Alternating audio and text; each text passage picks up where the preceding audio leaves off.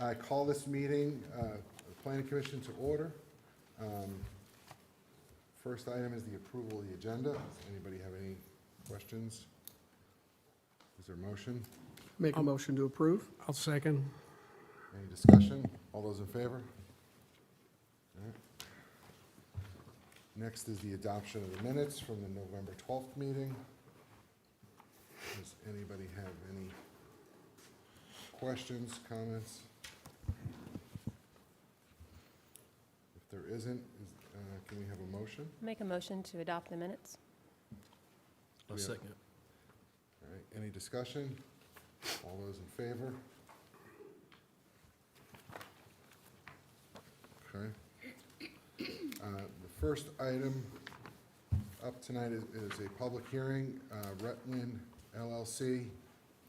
Rutland has filed for a waiver from the York County Land Development Code to allow for a driveway separation to be less than the required 325 feet. The subject property is 0.76 acre parcel located in the Neighborhood Commercial District, Council District 7, this is Cloninger, case number W2404.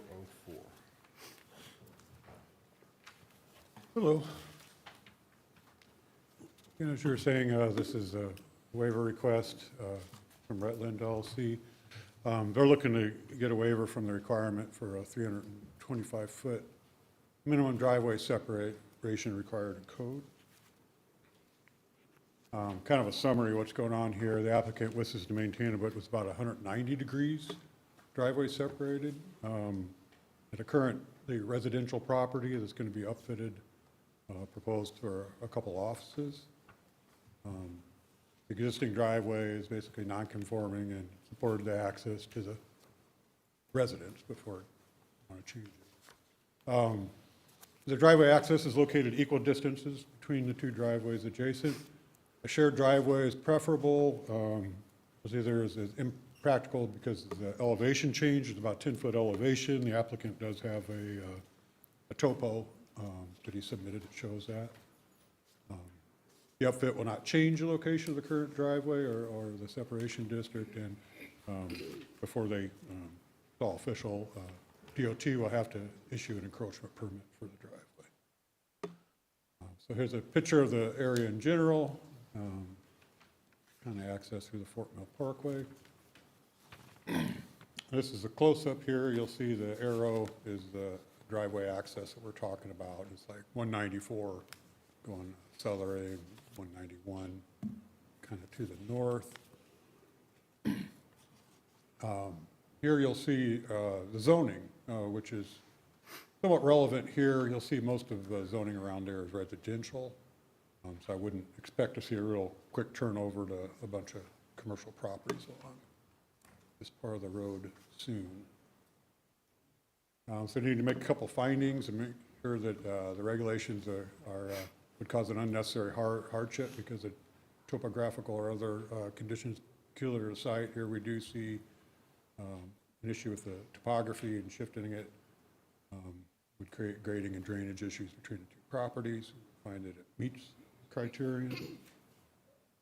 And number two, the Planning Commission needs to find that it can make a departure from the code without defeating the intent of the whole chapter. We seem to, the driveway will have a good site distance. DOT will have to agree with the location and encroachment permit, and the proposed office use would generate a small number of trips compared to most commercial driveways. We find it meets the criterion. Staff would recommend approval of the waiver to allow a separation of 190 feet that currently exists there now. Hey, Rick. So it's an existing residential driveway now. Commercial needs to be wider, right? I mean, to meet commercial requirements, does it? Yeah, there should be. I'm not sure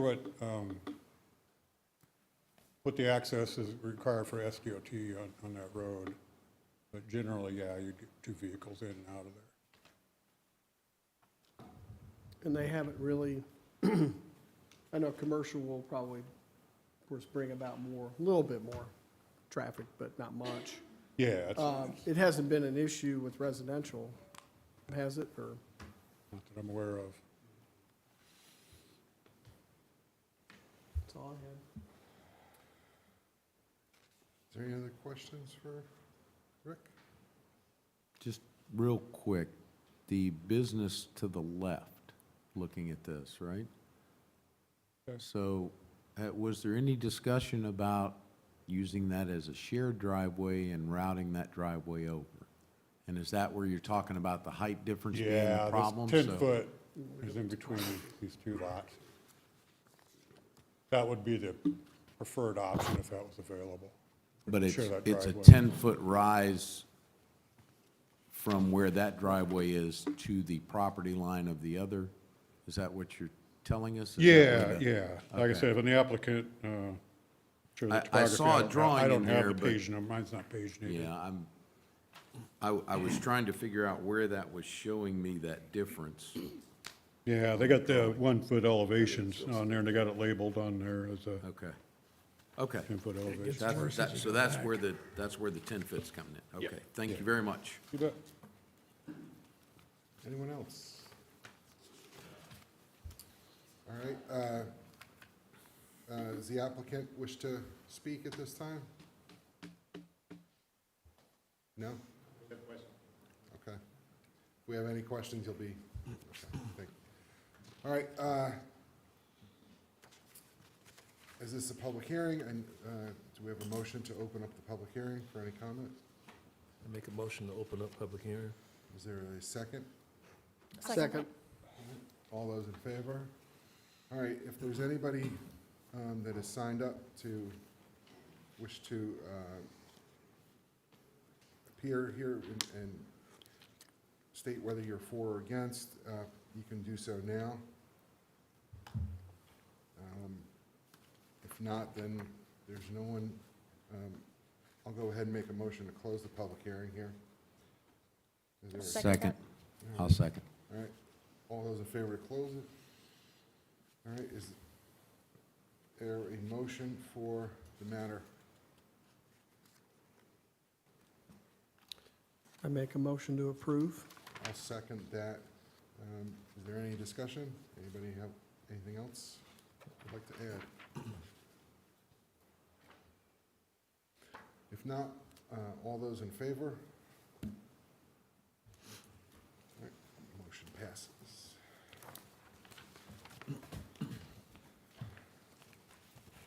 I'd like to, at this time, make a motion to go into executive session so we could receive legal counsel. Is there a second? I'll second. All right. All those in favor? All right, we will take a short recess and we will return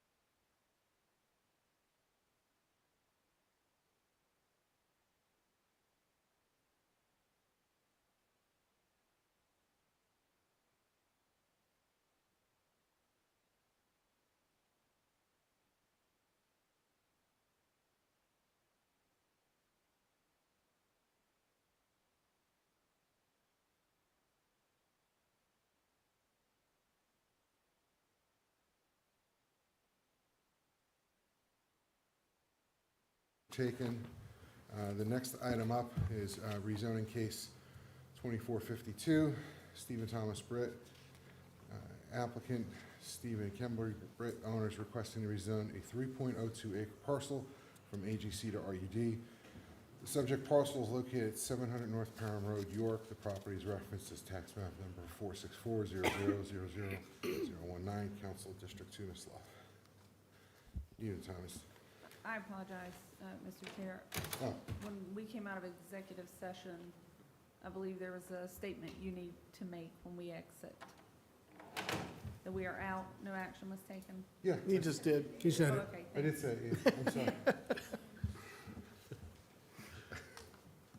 Sported. All right, so this item was deferred from the November meeting. It is to rezone 3-acre parcel from AGC to RUD for the purpose of subdividing the property and construct another single-family dwelling. According to the site map here, you can see the proposed subdivision will bisect the parcel in half and leave the rest for the dwelling to be built. It is currently part of a large agricultural future land use designation zone that exists between Clover and Lake Wiley. Agricultural uses usually include farmlands and timberlands and very low-density residential development.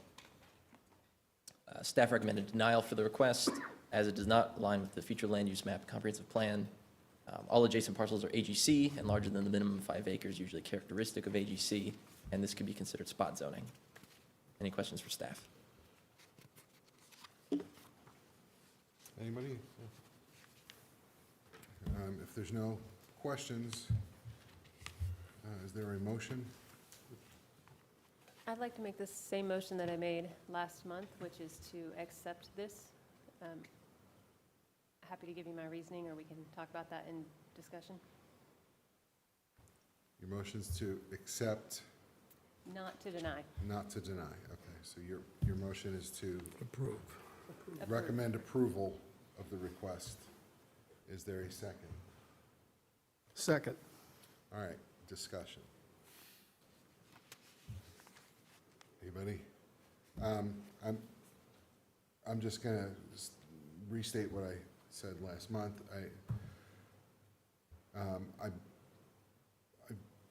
Going along with, it does not align with the future land use map and the comp plan. Even though it is less than 5 acres, the AGC district, I think, I think it's there to support larger parcels in general, and even though this doesn't have the minimum 5 acres, I think splitting this up would go against the intent of the AGC district and, could be considered spot zoning, so. I appreciate that feedback. Again, I just feel like it is already non-conforming. It's 3 acres. And in both directions, you can already see the land designation, or the zoning that they're asking for. So, RUD across the main road, RUD down the frontage road. Okay. If I could chime in here real quick. I noticed this piece of paper we have with several signatures on it. Was that presented to everyone at the last meeting? I didn't make the last meeting. This was but did not we? presented to us. It was told that there was an approval, but we didn't actually have anything in our hands. I think it was passed around. Yeah. Was it? Yeah. I Well, we didn't don't have- recall, we but didn't- It that's- was passed around. We didn't have copies. Right. We had one that Okay, made the rounds. all right. Okay. So yeah, these are always challenging things for us to work through, and it's tough because sometimes what we have in the code and the comprehensive plan can put some restrictions on folks doing things with their family that everybody thinks they should be able to do, and that kind of makes sense for them to be able to do. In addition to that, I think when you have your neighbors come and say, you know what, we understand what they're trying to do and even though it's a non-conforming piece of property and we're asking to zone it differently than what the plan says, we all are seeing what these folks are trying to do, and we support them in what they're trying to do. So I think all those kind of things have to be taken into consideration as we make decisions about these things. That's all I had, sir. Is there anything else anybody want to add? We have a motion and a second. All those in favor of the motion, raise your hand. Anyone opposed? All right, the matter is resolved. Next item up is new business. The York County Planning Commission is to receive information and review and provide a recommendation on an ordinance adopting a public education facilities impact fee to be imposed on all new residential development in the Fort Mill School District Number 4 pursuant to York County Ordinance Number 2718, impact fee procedures. Good evening. Just let us know your name. Good evening. I'm Ben Griffin with Tischler Bice. We're going to start with the more technical part of the impact fees tonight and then pass it over to construction estimates. But Tischler Bice has worked with York County, some of the school districts here, and then many cities, counties, and districts throughout South Carolina and throughout the United States. We do impact fees, fiscal impact analysis, infrastructure financing. So, impact fees are not new to us. For those of you who don't deal with impact fees every day like I do, we'll do a very quick impact fee 101 refresher type course. So impact fees are one-time payments. It's, future development's proportionate share of capital costs. In this case, it's related to education facilities. We can't use impact fees for operations, maintenance, replacement, repair, anything like that. It's got to be growth-related capital costs. And impact fees are not a tax, but it's basically a contract between, the impact fee payer and, some type of government entity to build that infrastructure. So, once payment is received, you have to provide that. And with any impact fee study, we have to prove three things. The first is need. So we're looking at system-level improvements, not project-level improvements. So, tonight we're talking about school facilities and the land related to that. And then we have to provide benefit. So benefit is sort of a two-pronged. The first is a geographic benefit because the district can adjust, attendance zones as needed. We can have a single service area because everyone is going to be, served by Fort Mill School District schools. And that may mean, adding a new school and then readjusting those attendance zones. So we can have that, geographic service area. Also, we need to make sure that these are short-range expenditures. You need to spend your money, within a few years. You can't just, sit on it for 20, 30 years. And actually in South Carolina, it does say within 3 years of the dates that you'll see in a few slides. So we just want to make sure that we're picking projects that are, one, growth eligible, and then two, they're timely. We want to make sure that you're building those. And finally, the fees have to be proportionate to demand. So, you'll see that we have a single-family fee and a multifamily fee. And, that proportionate demand is based on the average number of Fort Mill School District students on average in a single-family versus a multifamily unit. A conceptual impact fee calculation, first you're going to look at the demand units per development unit. So that's what I just spoke about, the number of students per housing unit. Next, you're looking at the infrastructure units per demand unit. So, what do you have today on average, X number of square feet per student. And then the cost per infrastructure unit, so that's just the cost per square foot or the cost per acre of that land that school will reside on. When you multiply those, it gives you your, impact fee. So in theory, it's a very simple calculation, but in practice, there are a lot of components that go into that and a lot of discussions that happen. to make sure that the fees are proportionate to the actual costs from that demand unit. We have to look at credits as well. The first one is a very easy one, a site-specific credit. So if a developer, in this case, donated the land to you, they would receive a credit against their impact fees for that land. The other two, the debt service or the dedicated revenue credits, those are baked into the impact fee, so it reduces what future development pays through the impact fee, because we know that they're going to pay in some sort of future revenue stream outside the impact fee study. So it's just reducing that maximum that we could charge to offset that future revenue stream. All right, and then specific to South Carolina, you've got to keep your impact fees in a separate interest-bearing account. You've got to spend that money within 3 years of the scheduled date of construction in the CIP. You publish an annual monitoring report. You update your fees every 5 years. If you change that maximum allowable fee, then it requires an update to the impact fee study, and then you're required to do an analysis on affordable housing.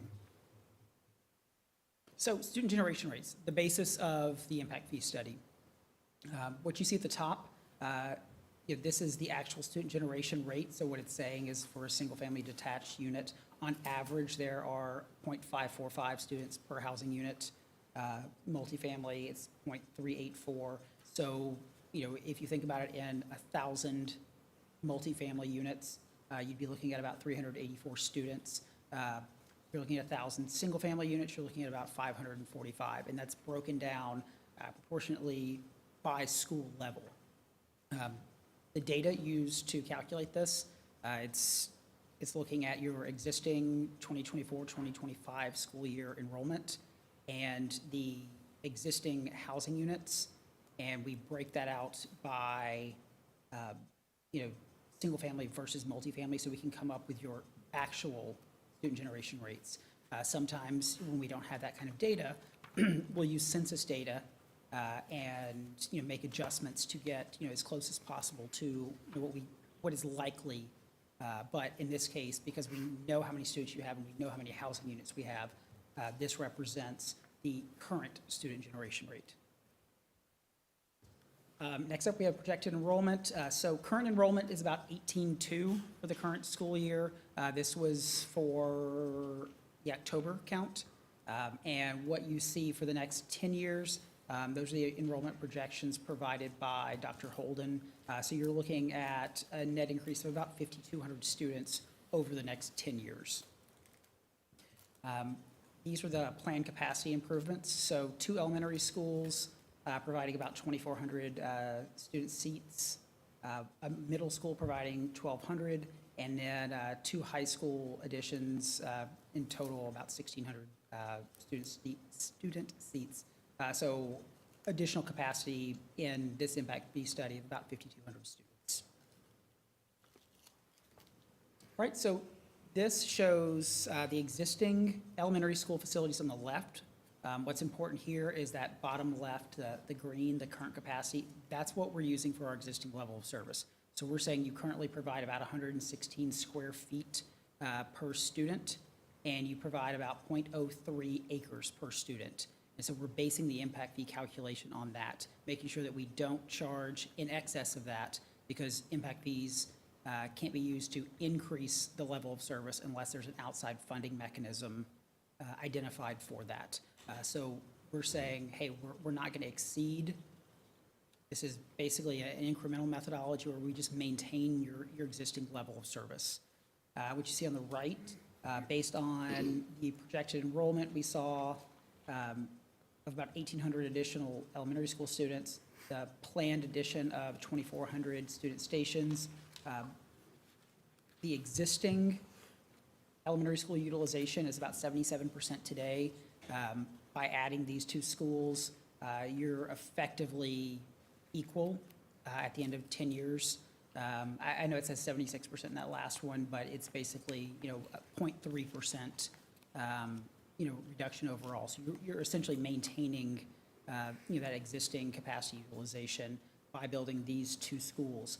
If you did nothing, your overall elementary school utilization would be about 94% in 10 years. So, you already have enrollment freezes on some of your elementary schools. If you did nothing, you'd likely see, a few more of your schools under an enrollment freeze, with the overall average at 94%. Middle schools, same thing. The left side, that's your existing. So you currently provide 144 square feet facilities per student and about 0.04 acres per student. Again, maintaining that going forward for the impact fee, so we're not increasing the level of service.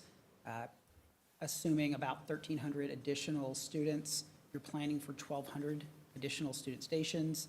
So overall, you're looking at about a 5% increase in your capacity utilization. If you build the new middle school, if you do nothing, you're at 105% utilization in 10 years. And finally, high schools. With this, the top left, that shows the existing capacity utilization, or sorry, the existing level of service. So you're about 166 square feet per student and 0.04 acres.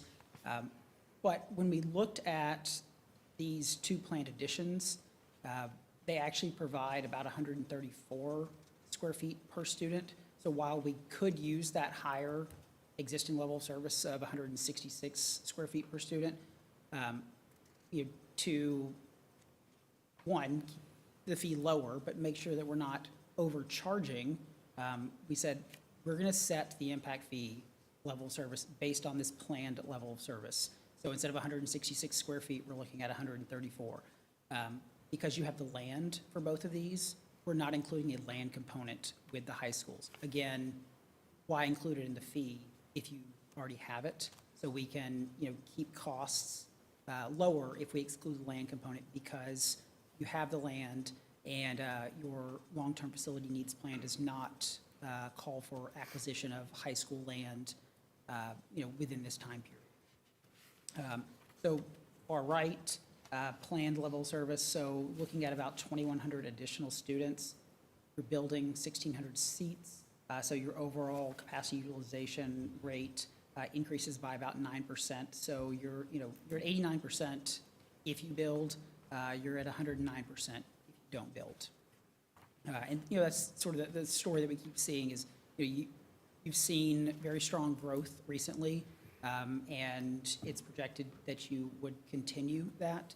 And so this is just saying, hey, if you don't do anything, it's simple math. We know that eventually you'll run out of student seats if you don't build additional. All right, so the cost factors used in the calculation of the impact fee, we're looking at the long-range facility needs plan, and so we're using these, weighted average costs in the actual fee calculation. So for an elementary school, we're saying it's $521 per square foot. A middle school, it's $442 a square foot, and for a high school, it's $576 a square foot. For land cost, we took a weighted average of your most recent land purchase and your next land purchase, and so it's about $187,000 an acre. But again, just trying to make sure that we balance out the amount of the fee, because we could say we're just going to use $200,000 an acre, but that makes the fee higher. So again, just trying to balance out what the fee could be and what it needs to be. We talked about credits earlier, so we will continue to have a credit for existing debt. So this shows the total annual principal payments. Because residential development counts for about 64.5% of the Fort Mills School District residential base, we only include 64.5% of those annual payments in the impact fee credit. So the credit for existing debt is about $13,100 per student. And then for future debt, we look at how many housing units are in the development pipeline. We take a conservative approach on that and say, if 90% of those actually happen, how much impact fee revenue would we generate, and what is that funding gap? So, we've got about $71 million in current impact fee revenue. Just issued, $40 million for, I believe it's the middle school. So we back those numbers out and say, all right, well, if you're trying to construct and acquire land that's about $396 million, we back out your existing fund balance, back out that 40 million, because we've already included that as a credit. So really what we're trying to solve for is this, $285 million funding gap.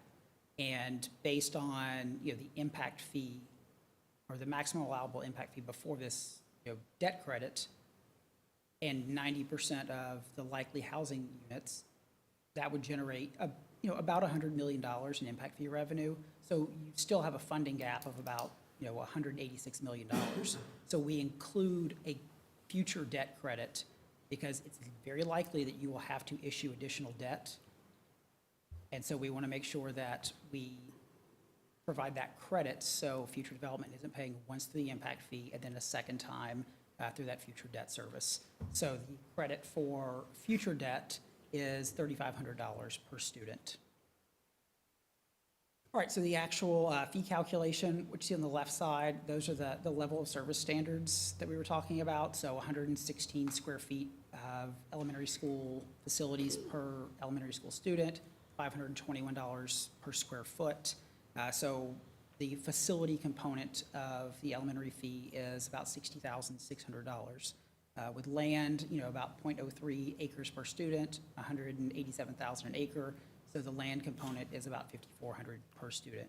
We take those, so for elementary school student, it's about $66,000 for facilities and land. We include the credits. And so the net capital cost per elementary school student is about $49,400.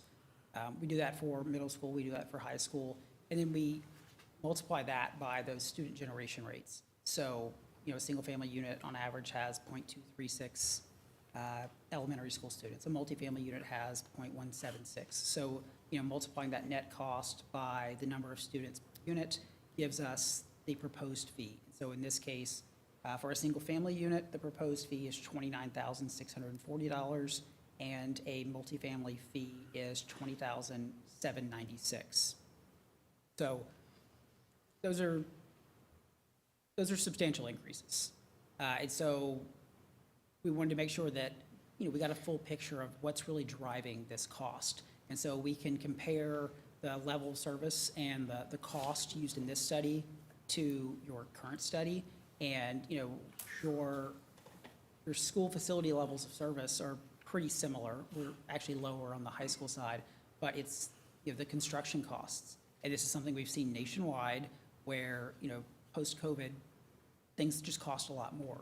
And so if your level of service was exactly the same, if your student generation rates were exactly the same, but construction costs increase, your fee would have to increase based on those cost increases alone.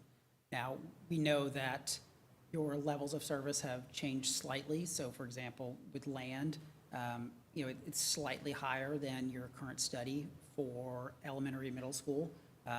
It's lower for high school. Your overall credits are higher this time than they were last time. But in combination, your net capital cost per student increases from 35% to about 67%. And that's before you even look at your student generation rates, which are up overall. For a single-family unit, on average, you have about 6% more students per housing unit than you did in your current study. And a multifamily unit, about 13% more than in your current study.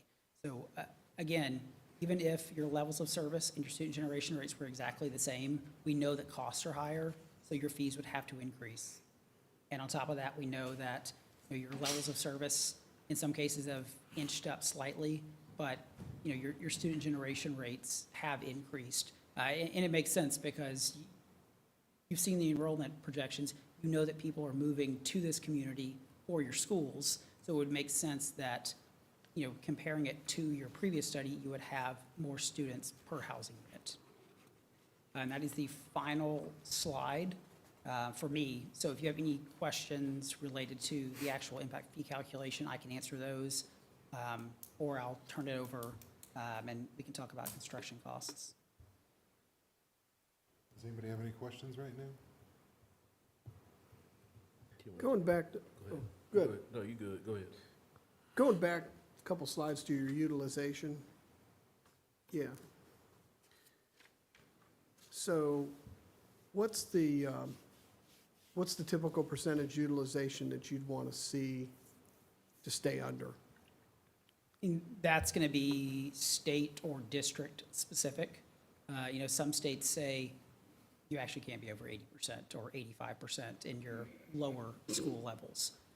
And so at the very least, you don't want to see much of an increase in your utilization, especially as, you know, you're getting into the 80s.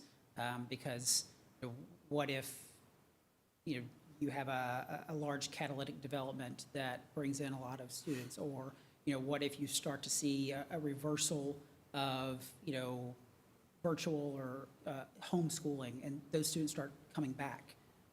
You know, you want to make sure that there's, you know, some capacity, and you don't let it get too high before you start building a school, or you end up putting a, you know, enrollment freeze on a school.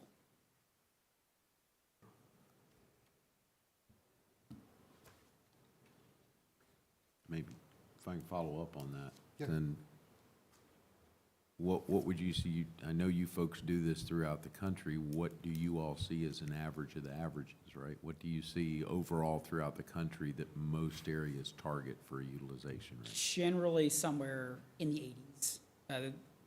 Usually once you cross that 90% threshold, you probably want to be building a school. And have you all ever done any studies where you've looked to see time that it takes? I want to see if I can get this phraseology right. So if I've crossed, let's say, an 85% threshold and the time that it takes me to recover back to 80 or below, right? If I don't have any building in mind right now, right? Okay. And I'm coming up and I'm hitting, oh, wow, we're hitting 85%, we need to do something. Can I, within 2 years, recover back to 80 by building some stuff? Or do I have to have a longer time horizon to be able to maintain that utilization?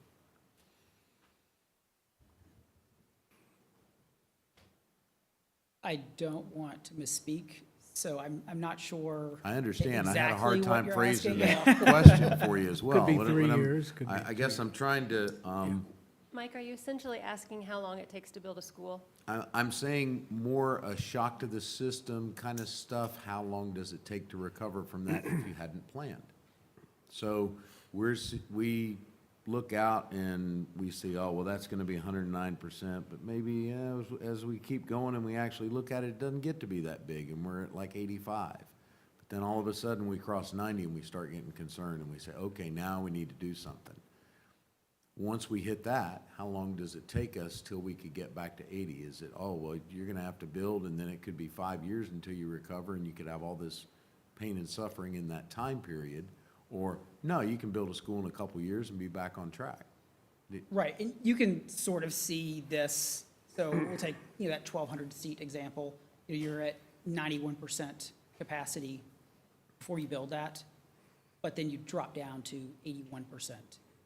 But see, over the next few years, you're steadily increasing. So, I mean, if you stopped growing and you built 1,600 seats, then you would stay in the 80s, you know, until your existing base, you know, aged out of school-age kids, and then you would start to see a drop. But then it's likely that those houses would go up for sale and someone else would move in. Right. So, you know, even if you stop growing, there's likely your existing housing stock starts to regenerate, you know, students again. Okay, thank you. You have a question, Antonio? Go ahead, Antonio. Yeah, this may be a little off topic, but there are other solutions to utilization, right? I mean, you could use portable classrooms, and I know that there are several school systems in the Pacific Northwest that require 100 to 120% of the capacity to be utilized by actual students before they allow the building of additional schools. So that could potentially be an interim solution to a problem that is quite expensive right now, the way it looks. Is that something that's ever considered, or? I'll turn that over to the staff. I can take a stab. Sure. I'm gonna be doing this next part. So Okay. My name's Jim Britton, I'm with LMG. One thing about mobile classrooms, and I've been fortunate to be in K-12 education for a little over 30 years, mostly in South Carolina. So there's two capacities that you want to look at when you look at a school. One is the educational capacity and the other is core capacity. So one way to look at it, when you overburden the core with classrooms, because you can add classrooms fairly easily, but once you overburden the core, it's like having a 4-bedroom house with 2 bathrooms, but you start putting bunk beds in each bedroom, the bathroom really gets to be tough to use. So you try to, and how it really affects is your cafeteria. You start feeding kids lunch at 9:30 or 10, and they don't get finished until late in the afternoon. That's one of the bigger impacts. So a lot of schools, when we are doing planning, we'll build the core larger so that you can add on to, and I think that's a smart way of Addressing. kind of master planning Yeah. going forward. Does that answer your question? That makes sense, yeah. If there's no other questions, I'll try to take I'll spend a few minutes on the cost component. I'm not sure if there are really any major questions, but there are certainly some eye-opening numbers that have taken place since COVID. And I do want to spend just a few minutes on how we develop our numbers, and for whatever it's worth, this is the same process that we use. We were fortunate enough to work with York County and develop this building we're in now. It's the same process that we use. So what I want to talk about is kind of define and show you how we develop our budgets.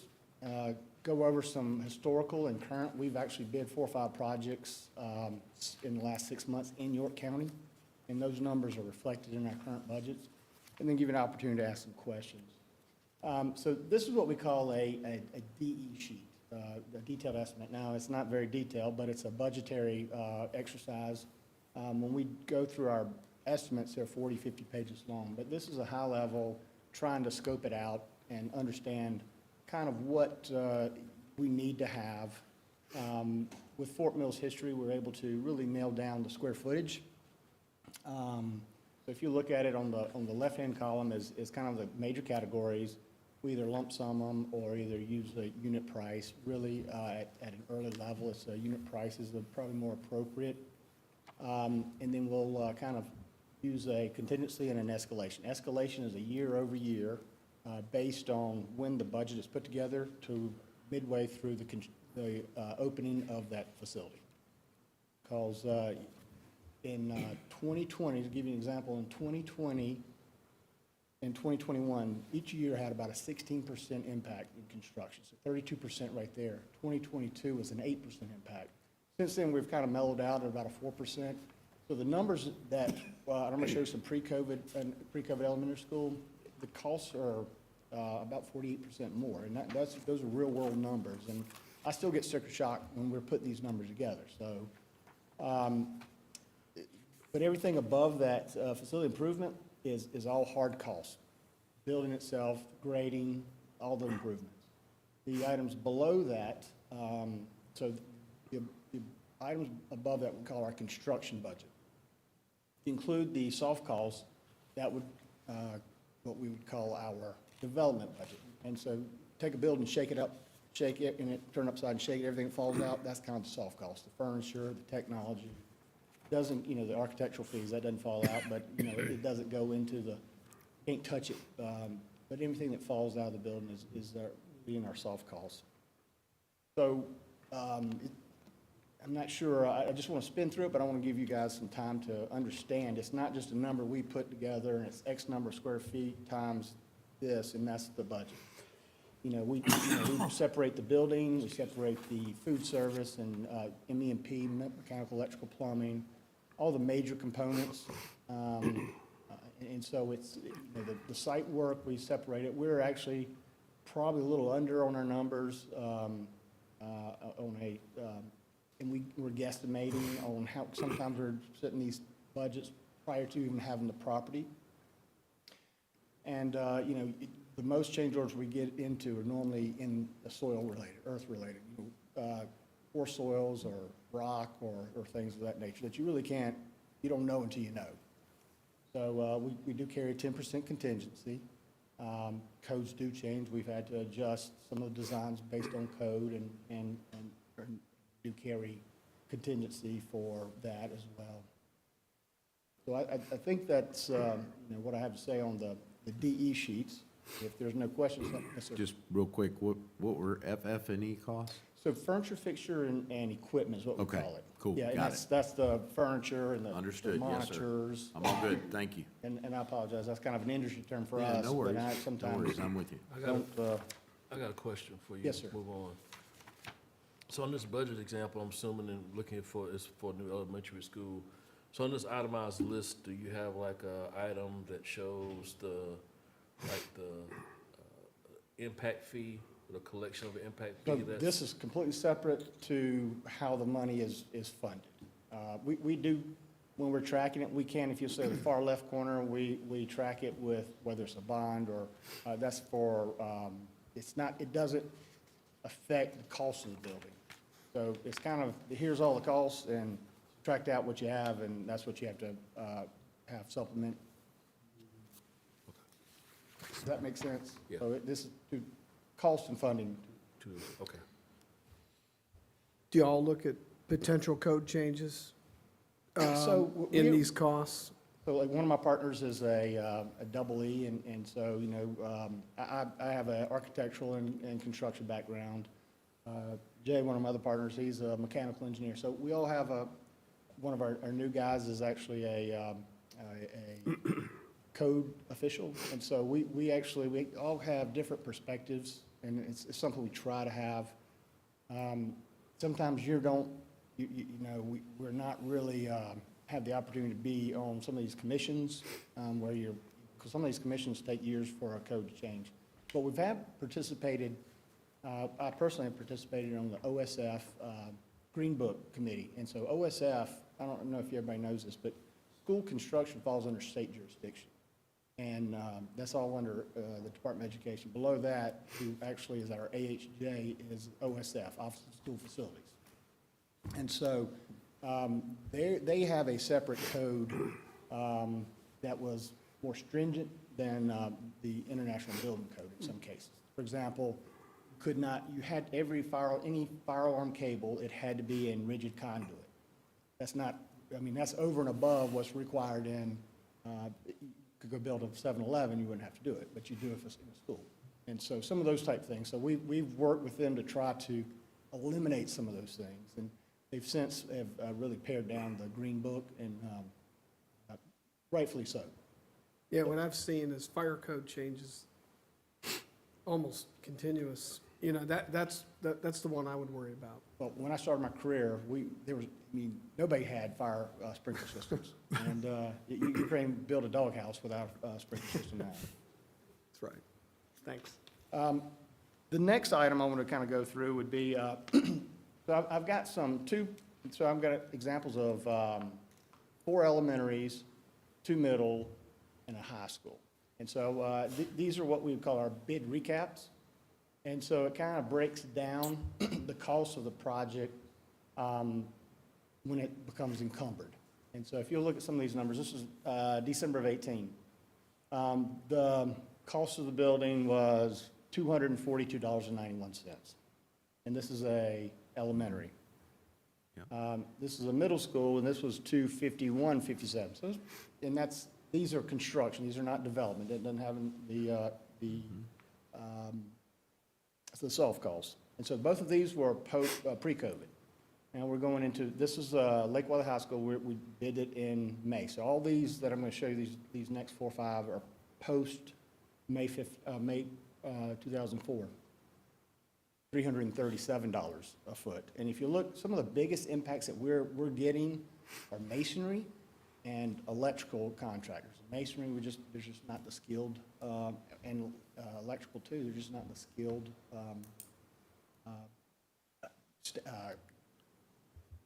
what's the word? We just don't have the skilled workers out there. And there are also some outside impacts, like Charlotte-Mecklenburg. When they release $3 billion worth of work in the market, it affects us too. You know, we are fortunate, we pull from a 360-degree market. Charleston, for example, is a 180-degree market, and so their numbers are a lot higher than what you would see here. But when you flood the market or saturate the market, it does impact everybody. So 377, 369, this was August, and those two were Clover. 366, this is Fort Mill. This is the elementary that we're about halfway finished now. 399, this is a elementary in Rock Hill that just was released, and it's on a very difficult site. It's on a school site where there's an existing school site, so it's very difficult. So it makes sense that it's a little more expensive. And then this is Flint Hill Middle. We are releasing this to try kind of on a fast track process. We don't have everything bid. We bid the rest of it in a couple days. But we do have an early foundation and masonry package, and we bid out the mechanical, electrical, the MEP.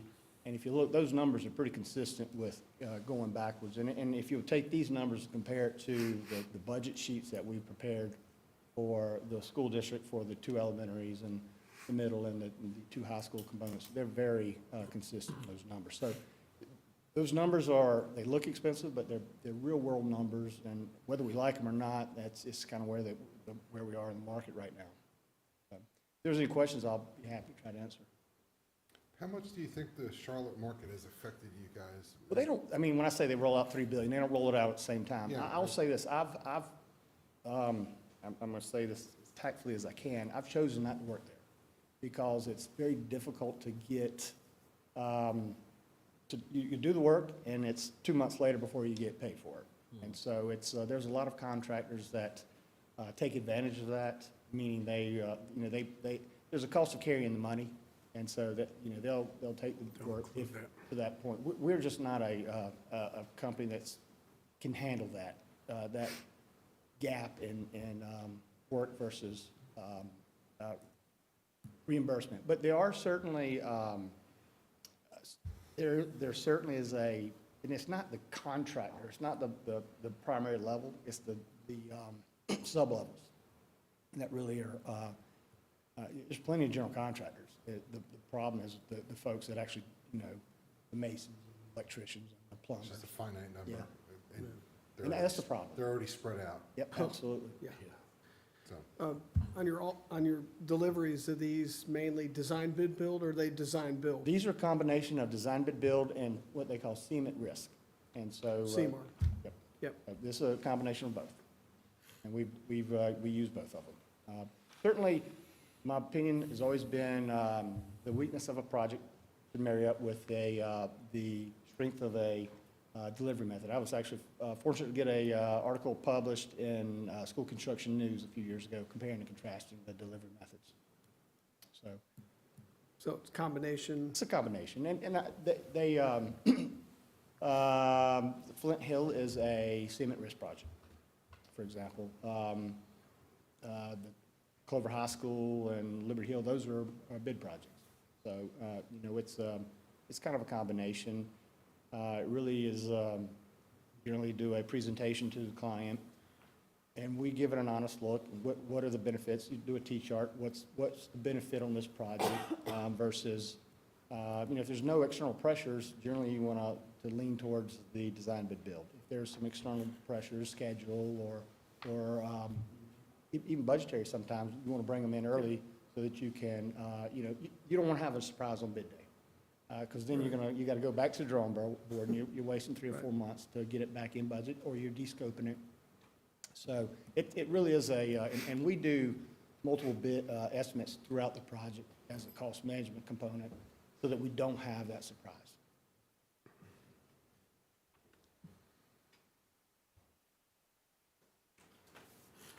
Anybody else have any questions? Just one real quick, I'm sorry.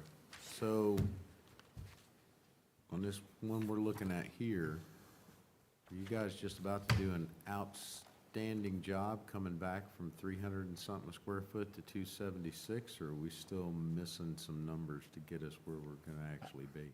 I'm missing that, I'm sorry. Back up a slide or two? Yep. All right, so there's $400 a square foot Yes.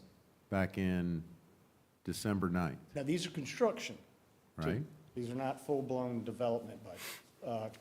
So you would have the architecture fees, the testing, chapter So, 1, chapter 17. right, so when we go to the next slide, that, people shouldn't get the impression that that one's gonna come in at 276. No, absolutely, I mean. Okay, I think you need to make that The clear big meat of the because, project is still to bid, and that's the core and shell that we have not bid. But we were hoping to have this meeting after this was bid, so we would have some really super fresh numbers. But that's a good point, and I appreciate you bringing that up. yeah, because folks look at that and say, well, they're getting cheaper, we shouldn't be having a problem, right? And that's not the case. That's not the right? case. Okay.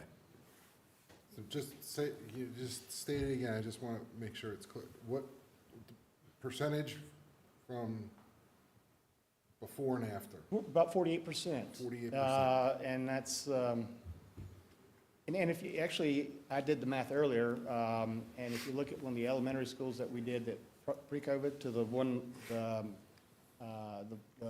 Flint Hill Elementary, you do the math, it's about $1 million.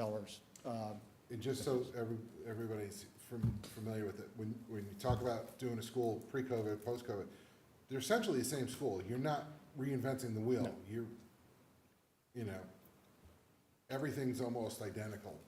And sometimes Between the two. they are identical because we do a lot of site adapt to try to save money, so that you're not spending, extra money on a brand-new design. So in some cases, the designs are absolutely identical. The only difference, and that's why we track what we call a 5-foot number. It's the only true way to compare the buildings. And so, and to your point, that's, everything's the same except for the market. All right, Thank you. thank you. Sure. Thank you. Good evening. I just want to wrap up with a few points and a couple things I thought about with your comments. I'd like to just share the school district's perspective if I can. And once again, I'm Leanne Lordo. I'm Associate Superintendent CFO for the school district, and it is great to be here with you again this evening and talk about this need. One of the questions that, or comments that you made concerning mobile units, just wanted to share that in Fort Mill, our school district has shied away from those as much as possible. We have had a few instances where those have been absolutely needed on a temporary basis. A couple things with mobile units, they're expensive. So we are looking at a couple $100,000 per unit to buy them. And then once we purchase the unit and have it put in place, there's an additional cost for the foundation required by the state, by the Office of School Facilities, as Jim mentioned. And then we have also the recurring cost, things like technology that we have to get out to the mobile units.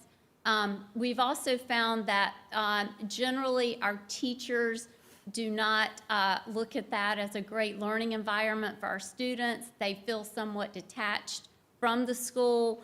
And then the last point I thought about sharing with you is we obviously have additional safety concerns with our students and our staff in mobile units. And we've tried really hard to make sure that we have the safest learning environment. So for those reasons, we have tried to stay ahead of the growth and ahead of the needed schools, and tried to react in a manner to get those schools built in time with this capacity chart that you have seen tonight.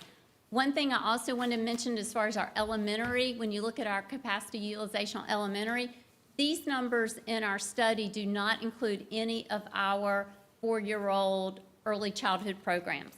So in addition to the elementary numbers that you saw on that chart, we also, at a good many of our elementary schools, have 4-year-old classrooms, which impact that utilization percentage and certainly impact our common areas like our cafeterias in those school sites. So I just wanted to mention those two things.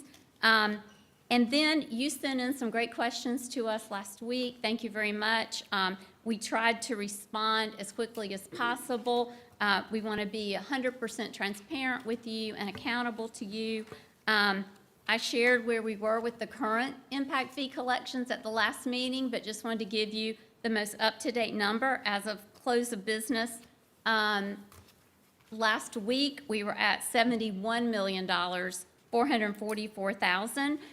What I saw in November was the largest month in 2024. So in November, we collected on 62 homes and 60 multifamily apartments. So the largest collections came in November. So we will see what the trend of that is going forward. I had 3 months in 2024 that we collected over 1.5 million in impact fees. So I'm sharing that just to say, you know, we are still seeing what's going to happen since COVID, and we're starting to see things really pick up at a much higher pace now with permitting here. There's been a lot of discussion too about, you know, affordable housing. We asked someone to run the most recent numbers for York County for average home prices, and in Fort Mill, TK, our average home price is $641,000. $641,000 is the average home price in Fort Mill, TK. So in summary, I think you've seen that we feel, I mean, the growth is continuing and the new schools are going to be needed. And I just want to remind you, we know this is a large number, but for every dollar that we don't collect in impact fees, we will be putting the burden of that on our current taxpayers, because we will need to build these schools, and we will be doing that through bonded debt, and all of our current taxpayers will be paying on that bonded debt. So we thank you for your time. We're glad to continue to answer questions, and we would just greatly appreciate your continued support with the impact fees, because it's been such a tremendous benefit for our Fort Mill TK community. Thank you. Yeah, I have a follow-up question Sure. from because last time, available land, residential, okay?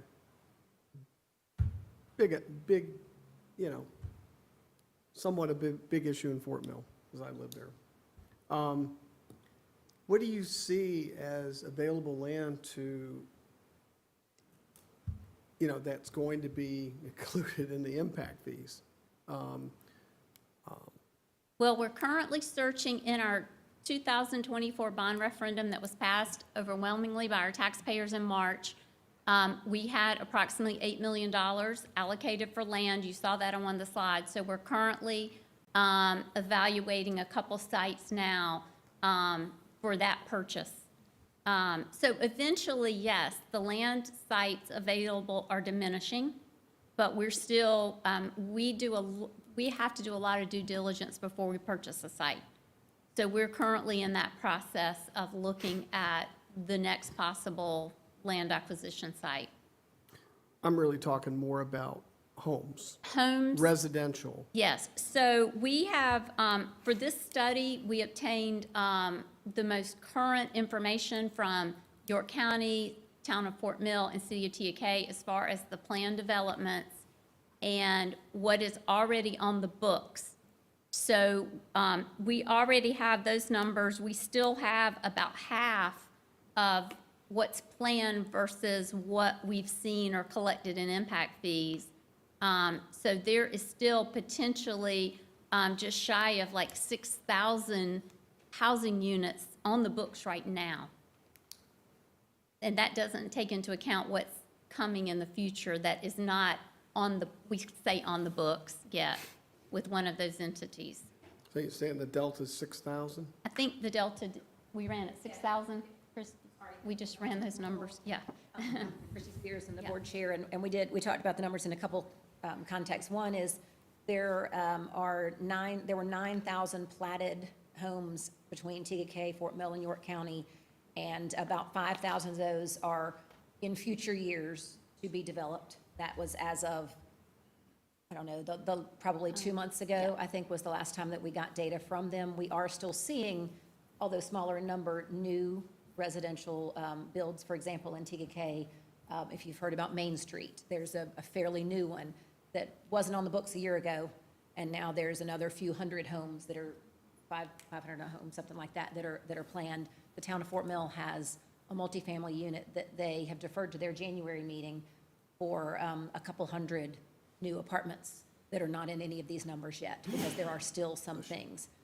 The other thing I would add is, we just went through the pleasure of rezoning how our student attendance lines would work with with the new elementary school that's coming online.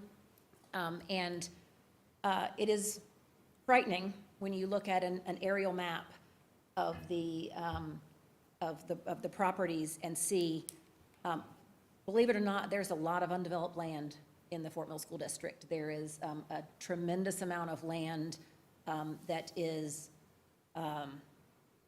in the northeast quadrant, that's kind of up by North Carolina. There is a tremendous amount of land that is down just on the north side of the river that is still land out there, probably not big enough for a school site, although some of it might be, but plenty of acreage for developments that are not in these numbers at this point in time. So Because the we Springs haven't, family's going to keep that.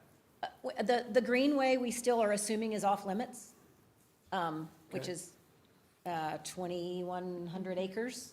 And you see it, it's kind of interesting, it's right in the middle of town, and you see all these trees when you look at it aerially, and it's wonderful because that part will stay. But I don't know who owns some of these other parcels, but they are still definitely available areas that could be developed in the future that are not in anybody's current numbers. I got a question. Do you have a breakdown of how the impact fees will be specifically allocated to the construction of the new schools? So right now, we are, as we mentioned, the current impact fee balance, the 71 million, is going towards 100% funding Flint Hill Elementary, which is going to open next August, in August of 2025. So impact fee funds collected now in excess of that balance will be used towards Flint Hill Middle School. That will open in August of 2026. So that school is still in this plan for the next 5 years, because we are still going to be under the construction period, and we will not issue any debt unnecessarily. We will use all the impact fees coming in during this period that we're under construction for that middle school. And then impact fees collected would then go towards the next elementary and/or the high school additional seats, or the next high school facility. So it will work somewhat in order of while we're under construction, if that makes sense. It does. Thank you. Do you have insights as to how the community feels about the impact fees? You mentioned the bond referendum passed. I guess I just would like to know how, it's been 5 years, right? It's since been it was 5 years. implemented. This is a significant increase. So how does the community feel about these impact fees? I think the community has been very, very appreciative of the support to have impact fees in our area, because if we had not collected, I'm just giving you an example, if we had not collected the 70 million, we would have issued bonded debt for Flint Hill Elementary School, which every taxpayer, because all of us that own a home in Fort Mill, we pay the debt millage. So we would have all had additional debt millage on our tax bills that just went out this past October for that school. So our community has been very, very grateful for having impact fees because they've seen the growth, they've seen what we've had to do with building so many schools so quickly. It's been a tremendous impact. Well, and if I go back to when we did this 5, 6 years ago, what's interesting is at the time, I remember a lot of the discussion was we thought the fee was going to be maybe $7,000, $8,000, $10,000. And so we had sticker shock then too, that it came in as $18,000. And we had residents who since then, in fact, we have board members since then that have built new houses and have paid the impact fee, right? So even existing residents who knew that the housing cost is including an impact fee. And we have many residents that have had to buy that next house or upgraded or downgraded and bought that new house that had the impact fee, and have said, we are grateful to do it that way as opposed to what would happen if we had to continue to increase taxes. They also feel very strongly, I think it's true throughout our community, the growth is frustrating for everybody. The traffic is frustrating, the congestion is frustrating, the attendance line adjustments are frustrating, right? So they feel very strongly that the reason all these things are happening is because of the new people coming into town that are bearing a large portion of the need for these things. And so at least if they're not having to fund it as much, that's beneficial to not burden the existing residents with the additional costs. I suspect we'll have 300 people in the McKelvey Center cheering us on if we get to that point again this time around, like we did before. Can you talk about how the school district has collaborated with the developers in the planning of the increase of the impact fees? Got any input on that? I can't really talk about it because I don't know that there's been a tremendous amount of collaboration.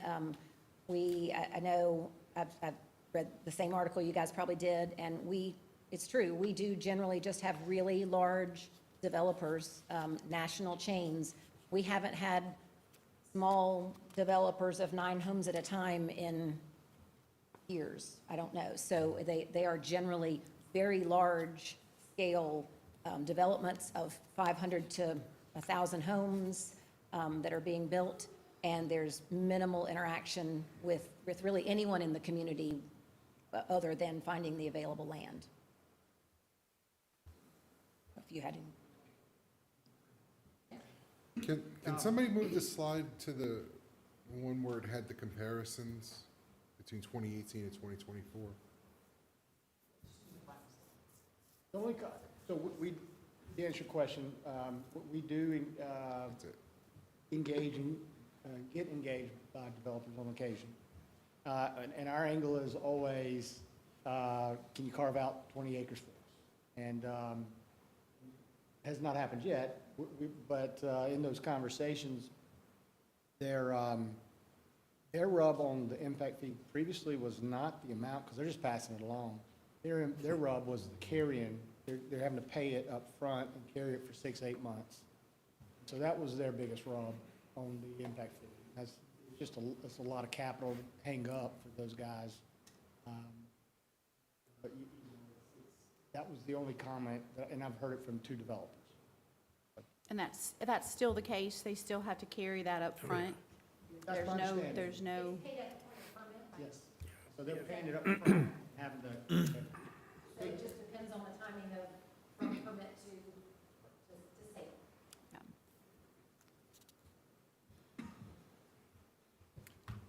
Does anybody else have any questions? All right, if there's no other questions, can we get a motion? I'm sorry, can I back up? Apologize. The gentleman from Tischler, if I could ask one more of you. So one of the things is, as Aubrey was just talking about here, the way that we implement that here in our locality is by assessing a fee on the builder that then is recovered at the sale, okay? Correct. Hey, can you tell me what you have seen in your experience that other places around the country do? Are they doing that same thing? I'm sure some are, but are there other methodologies used to capture these impact fees?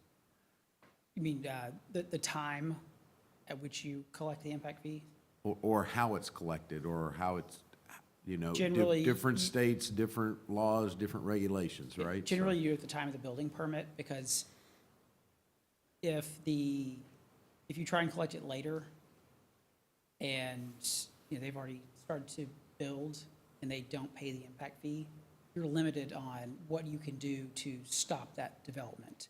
So the building permit serves as a way to say, okay, you can't actually start developing until you've paid this. Sure. Okay, and what about folks or other places around the country that don't do an impact fee, but do it as a tax that's assessed, but it's treated like an impact fee? So in other words, it's a special fee or special tax that's assessed on that property, but not necessarily a lump sum that's charged in the beginning. Are you aware of anybody doing anything like that? I'm not, Okay. and mainly because usually you're either saying, hey, we want an impact fee, or we're just gonna handle it through, you know, a property tax or some sort of debt. Right. What I'm getting at is couple of things with that methodology that we're using currently is the fees due up front. So then the construction guys are gonna have to hang on to that until they can sell the property. And then the second part is that creates an inflation in home costs that really don't have anything to do with the value of the home, but it has to do with value of what's gonna be coming to support, which to me is more of a tax thing that you would see in your property taxes versus an impact fee. So that was the reason for the question of how other people are looking at this, because once you put it in the home financing, I mean, I did some cocktail napkin math, but a $30,000 impact fee is an $80,000 payment for the person that buys that house over the life of the loan at 6 or 7%, right? And so. Right, if you finance it. That's Right. correct. So the county is getting the money, whether they take it out a little bit in the month as a tax, as an impact tax, right? Or versus a fee that's assessed up front. The county winds up with the same amount of money, but by doing it the way it's being done right now, that actually winds up being a pretty compounded financing burden on the person with the home, right? Because that really gets rolled into the home financing because it becomes part of the home price. Right. Right. If you finance the full amount, then Right. you will pay more. The opposite of, the other side of that is the administrative burden of making sure that, you as a county tax that parcel the correct amount. It's gonna be higher because it's a one-time charge with an impact fee. Sure. It's you deciding, hey, let's spread this out over 10 years and making sure that you do it. But then also there's the time value of money, so you're not getting that up front. And so then you're issuing more debt to backfill. Right. And then you're not using your impact fees to Right. retire So debt. if you're not doing it this way, while it might be a little bit less expensive over a time period for that individual, the problem that happens is you don't have that lump sum that you need to go and to be able to do the things you need to do to actually build the schools, Right, so you'll issue more debt and then it'll Right. be passed along to, which winds up being a bigger tax burden anyway. right? Right. Thank you very much. Yep. Appreciate that. Now I'm set, sir. Apologies. All right, does anybody else have anything? If not, can we get a motion for a recommendation on the ordinance? Mr. Chairman, as you're entertaining a motion, I just want to state that staff is requesting that Planning Commission defer decision on this item, specifically this item being the ordinance, and then the next item being the resolution, until your next meeting, so that staff, including the county attorney's office, has sufficient time to review the ordinance itself. You'll see in the packet it's listed as draft, so we need to have some additional time to review that and give comments back to the district. Okay? So we're just listening tonight, right, Jonathan? Okay. So I'll make a motion to defer this to next month's meeting. I'll second it. Is there any discussion?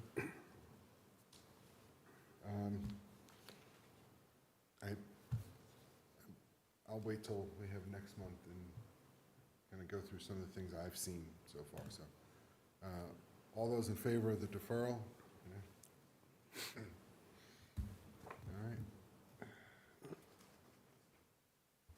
All right. Next item on the agenda is Planning Commission to consider adopting a resolution recommending an ordinance enabling the public education facilities impact fee to be imposed on all new residential development in Fort Mill Number 4 School District for adoption by the York County Council. That's also. Is this This the, would, this is all deferred, right? this would also be, so. Because it's draft form. So, again, I'll recommend it defers. Is there a second? A second. Second. Is there any discussion? All those in favor? All right, it's unanimous. Okay. Yeah, let's take a 5-minute break right now. Thank you. Thank you.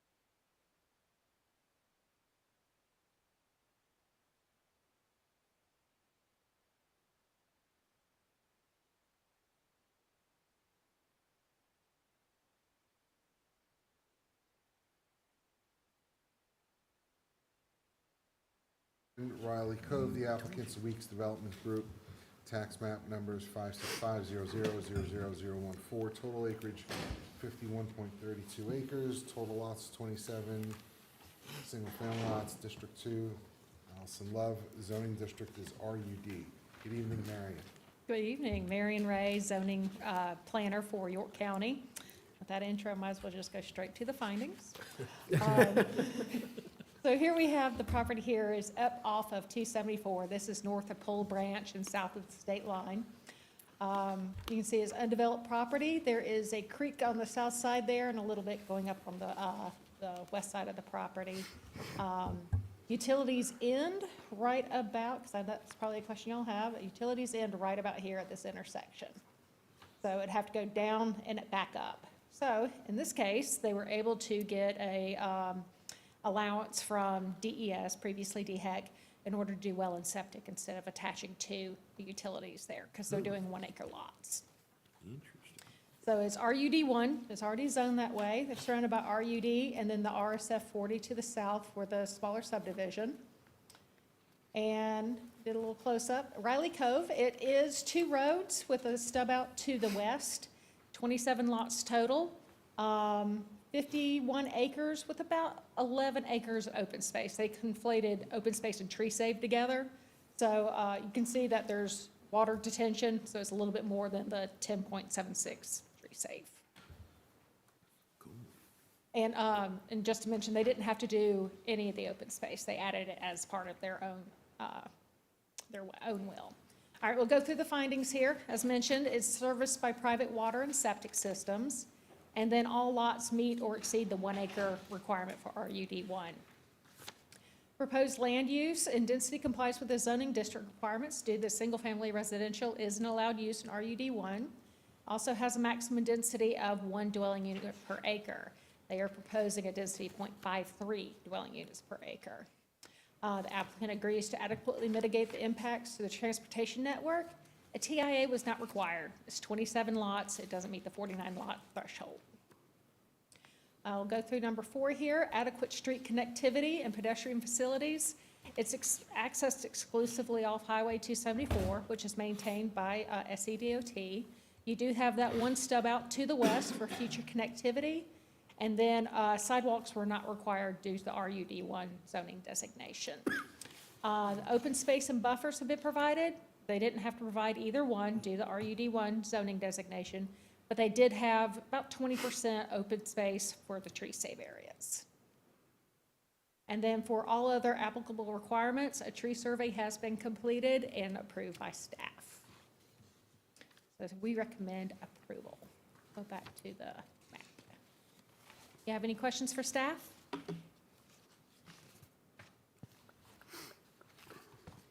Great presentation. Okay, I'm gonna call that one a win. Take the win.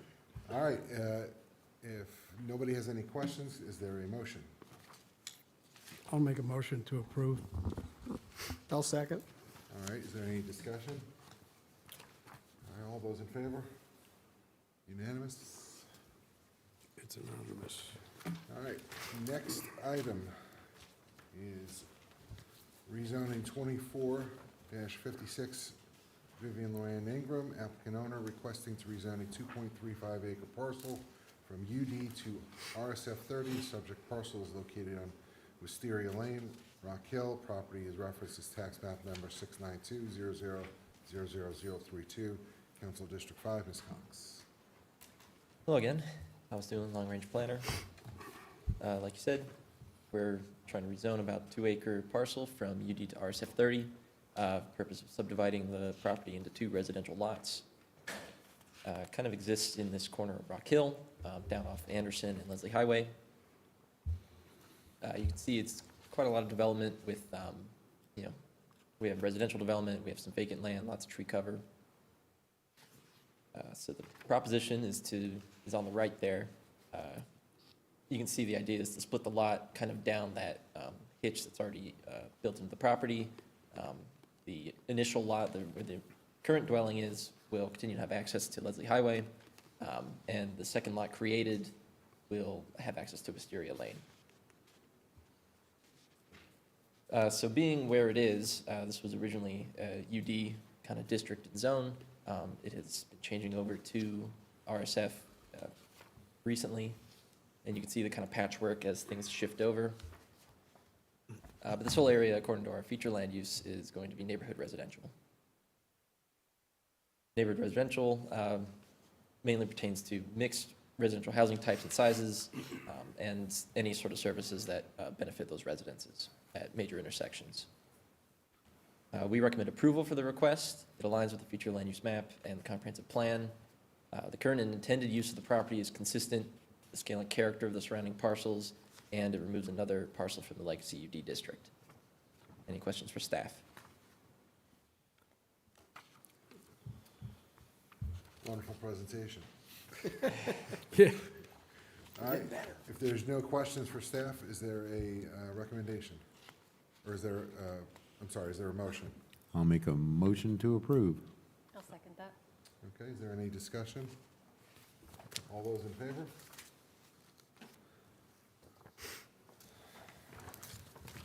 Next, rezoning 24-58, Norman Restpass applicant, Daisy Mobley owner, requesting to rezone a 5.2 acre parcel from AGC.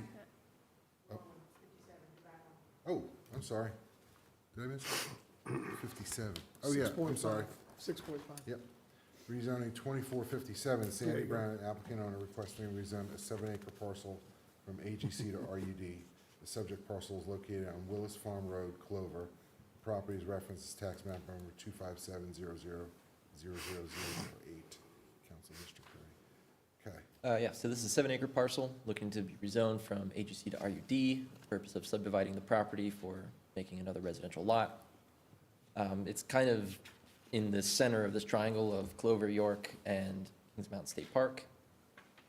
And this is a flag lot that is part of the Willis Springs Farm development, which is pretty much a sequence of flag lots that all come off of Templeton Road. All of them very much rural in character. And so I wanted to get in a little bit closer. This road here on the left that is bisected by all these parcels, that's Willis Farm Road. It's a private road.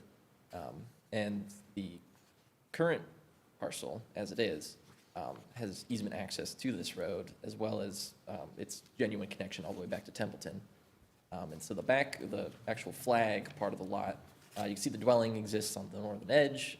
There's an easement taken out for some overhead power lines on the south, and the jagged edge on the side is due to a streaming creek that kind of runs parallel to it. So this is mainly an agricultural conservation zone, and according to future land use, it is meant to be agriculture. Agriculture, of course, is farmlands, timberlands, and very low-density residential development, and staff recommends denial of this request. It does not align with the future land use comprehensive plan, and the proposed subdivided lots are incongruous in scale and density with the surrounding area. Given that the lot would essentially be split kind of down the center of the flag, and then would have access off to Willis Farm Road on the east side. Could you show us over there which way you're talking about with the split? It's From kind of left to right just there?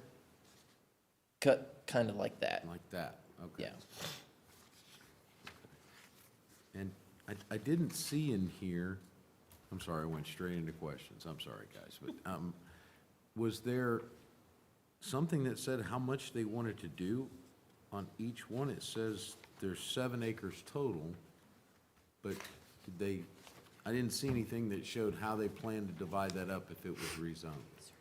I don't know if that's in the report itself. I Oh, don't 3 and remember. 4, okay. Yeah, Right but in it the should first be about paragraph half. that I zipped right past, okay. Yeah. I see, okay. But as it is now, this is considered an interfering flag lot or intervening flag lot, as it is multiple flag lots off of the original road, as well as the pole of the flag is a little bit over what we allow for a flag lot. So it's already a non-conforming lot. Okay. Thank you very much. Anybody have any other questions?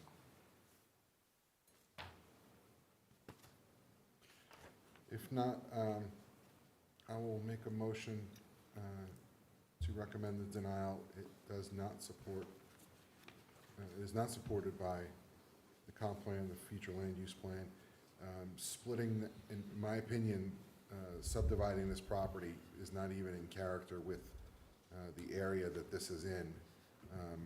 These are intentionally large lots, and to start subdividing, I think, is, it would significantly change the character of the neighborhood. So I'm going to make a motion to recommend denial. I second that. Is there any other discussion? All right, if not, all those in favor of the denial, raise your hand. All right, it's unanimous.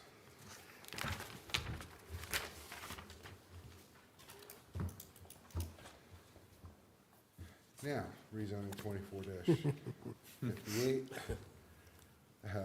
Norman Repass and Daisy Mobley requesting to rezone a 5.2 acre parcel from AGC to RUD. The subject parcel is located at 2861 Ogden Road, Rock Hill. The property is referenced as tax map number 529000061, Council District 4, Mr. Ryan. Yes, this request is to rezone a 5.2 acre parcel from AGC to RUD, again, with the purpose of subdividing the property, but this time it is for two existing dwellings that are already on the property. Split them, one into a 4 acre and then the other into a single acre lot. So here it is, just kind of off the coast of Rock Hill. This area is very rural, lots of vacant land as well. You can see the lot and its two dwellings. The one in the center is kind of the primary, and then the one to the southeastern edge is the other one.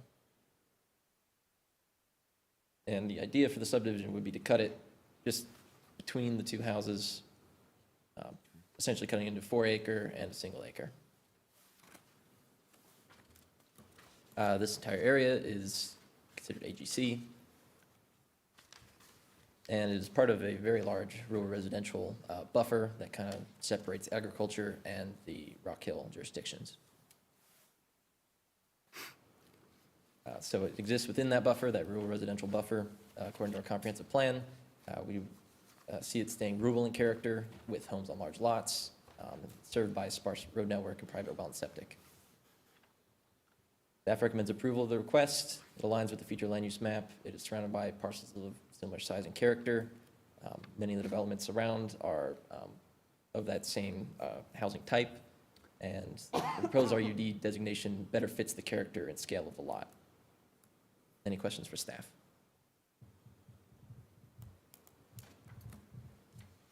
If nobody has any questions, is there a motion? I make a motion to approve. I'll second. Is there any discussion? If there is no discussion, all those in favor? Anyone against? No. Unanimous. All right, rezoning case 24-59, Todd Flowers, applicant Scott Ward, owner, requesting to rezone a 1.47 acre parcel from RMX 20 to ID. The subject parcel is located at 5333 Charlotte Highway, Clover. The property is referenced as tax map number 561000022, Council District 2, Ms. Hall. So actually, the applicant contacted us and wanted to amend that they wanted to go from RMX 20, not to ID, but instead LI. It's still the same 1.47 acre parcel, and still with the intent of constructing a marine staging area along the shore of Crowder's Creek. Now, the main difference between LI and ID we see for something like this use is how we differentiate between trade services and construction services.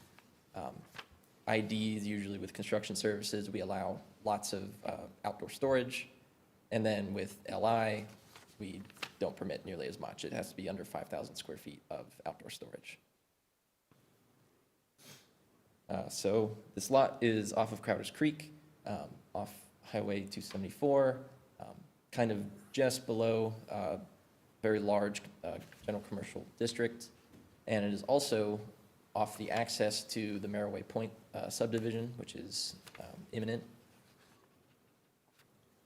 And so if you can imagine that the kind of residential subdivision that you see on the south part there in that bottom left corner, pretty much filling out those blue parcels there.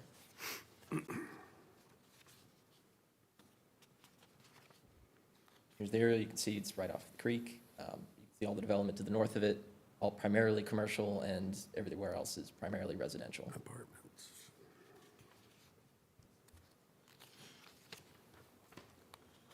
So, right now, we have it as residential mix 20.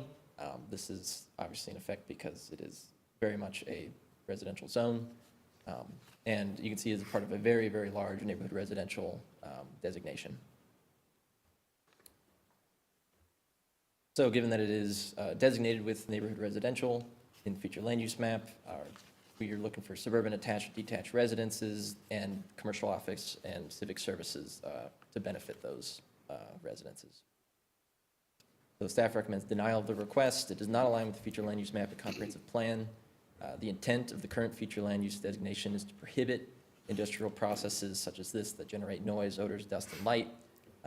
And given that this would be the only industrial parcel for some good distance, this could be considered spot zoning. Any questions for staff? I do have one question to start. I guess it would be for Diane, Laura, Jonathan. This was presented, this was submitted as ID. It was noticed as ID, and then now here at the meeting, they want to change it to LI. Is there an issue with? No, at this stage, there's not. So what we'll do is, because it's not actually officially noticed until the public hearing is imminent, and so that won't happen for maybe this week. So we can go ahead and amend the staff report to LI. We have the same recommendation to still deny it, whether it's ID or LI. But as far as the process goes, because we're before the actual public hearing, we can change the application at this point. Okay, I just wanted to make sure that. Good point. I have a couple of questions. Yeah, Just feel because free. I want to understand a little bit better, maybe you have the answers and maybe you don't. In terms of the business, so, I mean, we're talking about, they talked about dredging and basically providing a service to those on the lake or on the creek. But we're not talking like a boat launch or, I guess I'm not.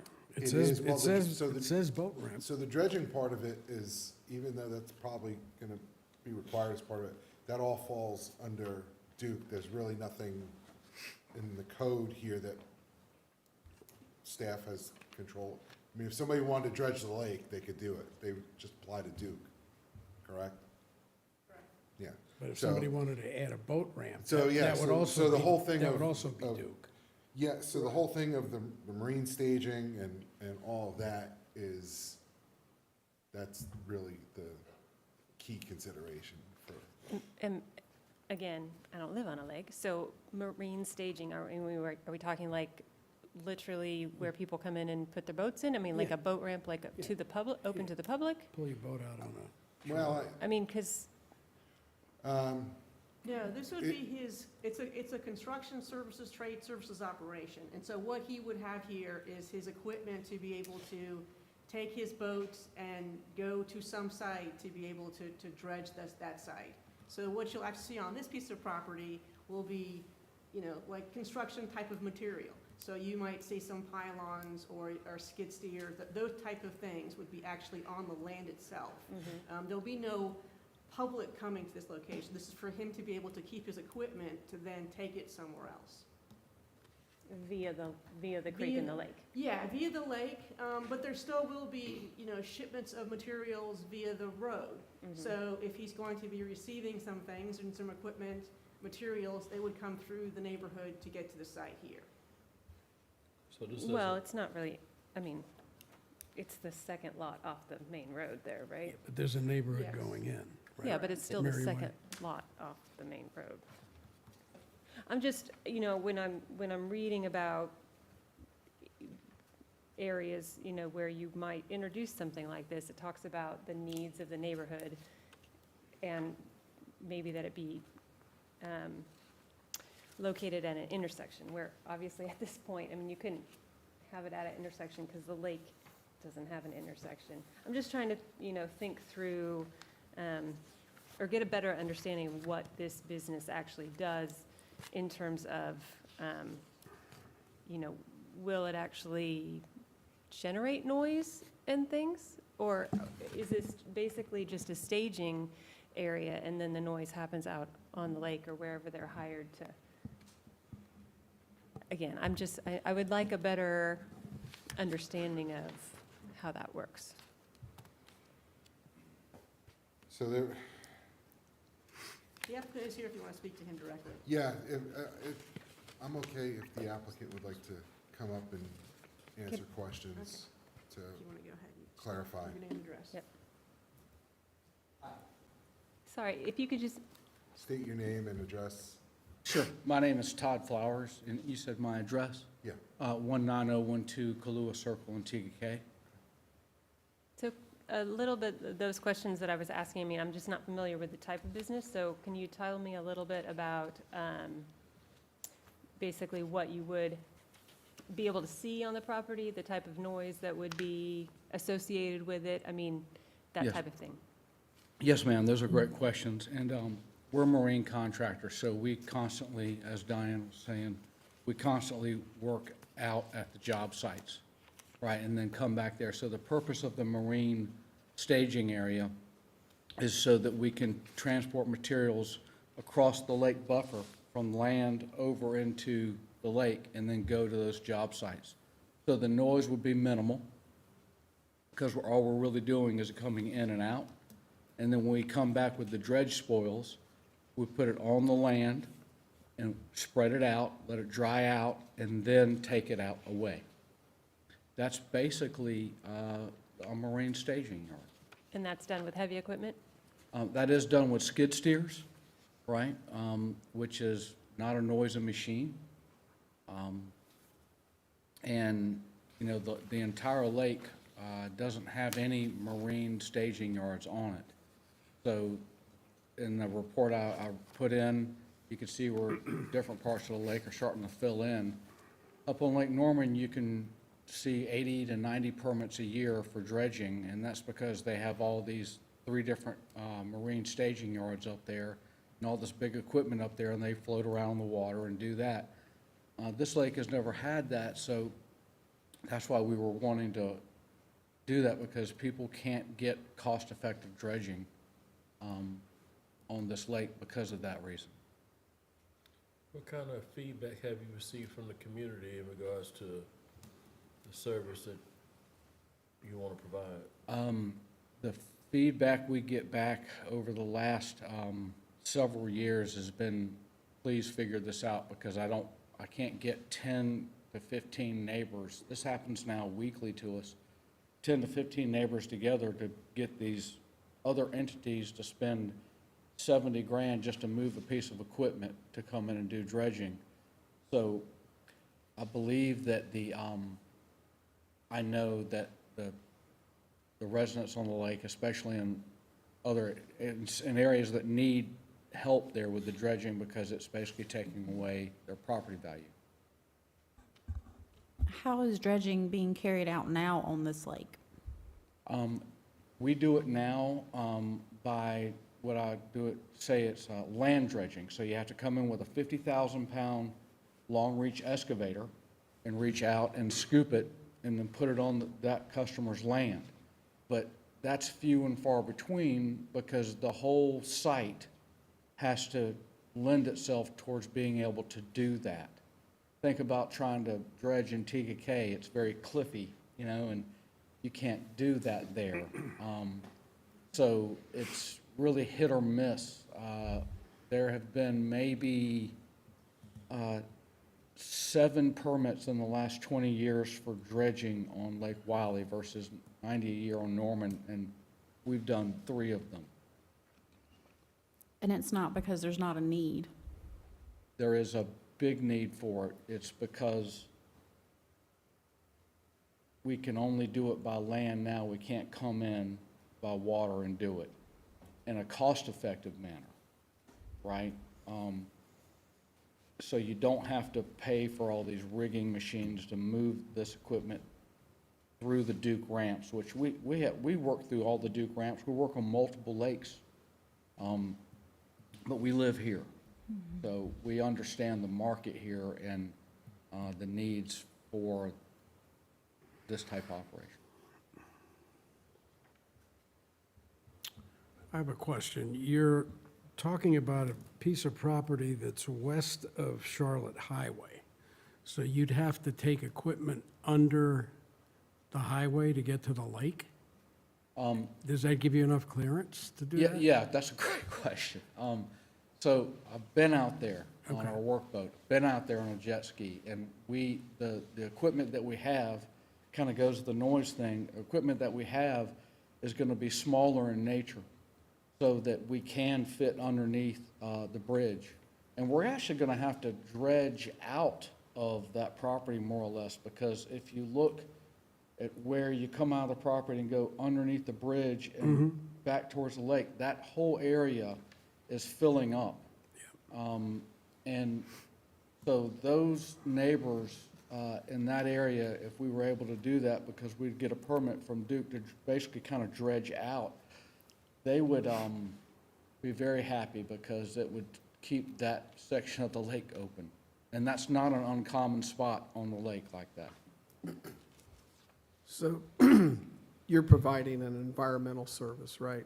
So you're dredging, not just to put piers or whatever, you're doing it for environmental reasons?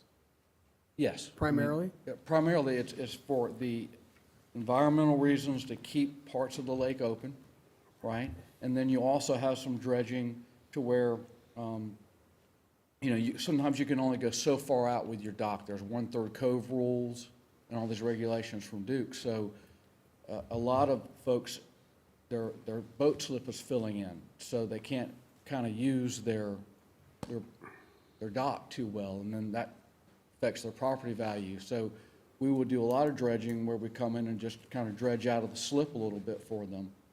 We call it maintenance dredging, and then take that little bit of spoil right back. It's almost like a micro dredge.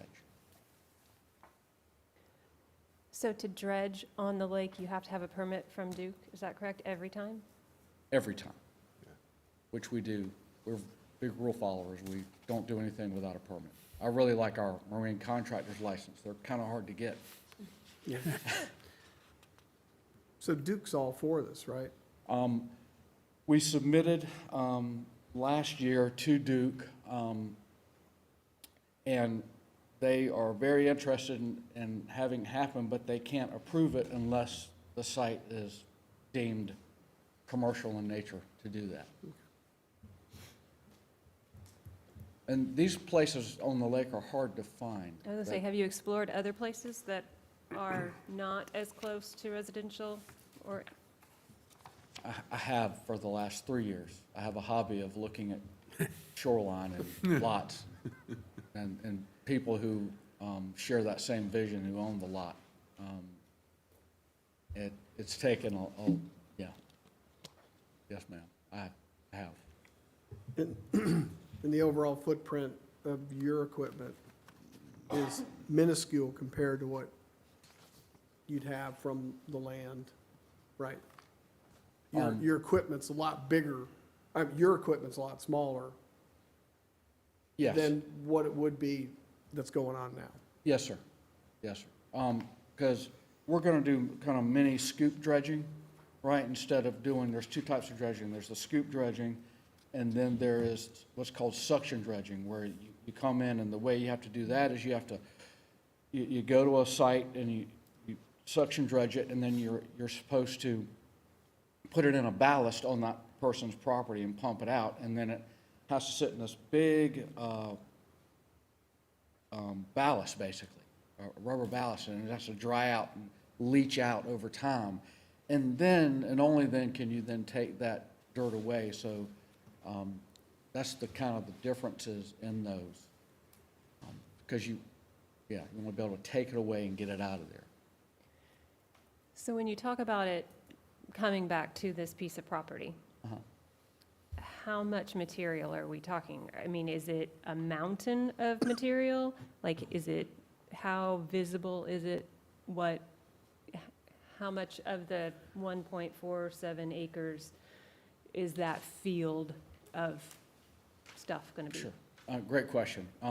You know, there is an infinite amount of material to dredge, but you can't dredge it all at once, and you can't create a mountain.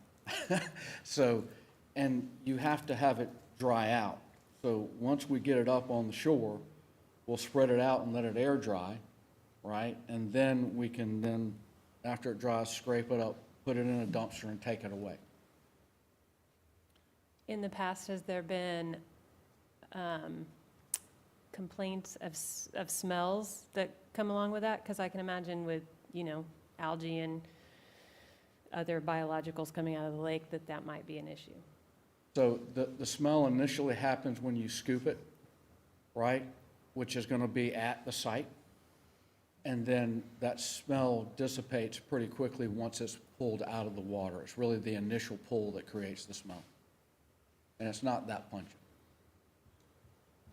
So I want to get back to the spreading of the material. Yes, sir. It is a relatively small lot. You're going to have buffers in there. You're going to have your own site constraints. You're going to have a very limited area to spread material. And how long is it, we're talking for it to typically dry out? A couple weeks? Yeah, it'll take a week or two, depending upon the weather, right? If it rains, we have to kind of wait. So, you're really gonna be limited then as to the amount of work that you could do, because it's all gonna be dependent on how much area you have to spread it out right now. Yes, we'll be limited in that, but we will be limited in just about any spot we'd find. Because those, in my estimation, as I look at this site, we'll be able to do a certain amount of business, right?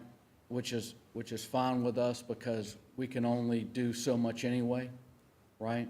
So the volume of it, or the repeatability of it, we feel is a very good business proposition. We don't think we need to be in there 24 hours a day, nor do we want to. This business would run a Monday through Friday only.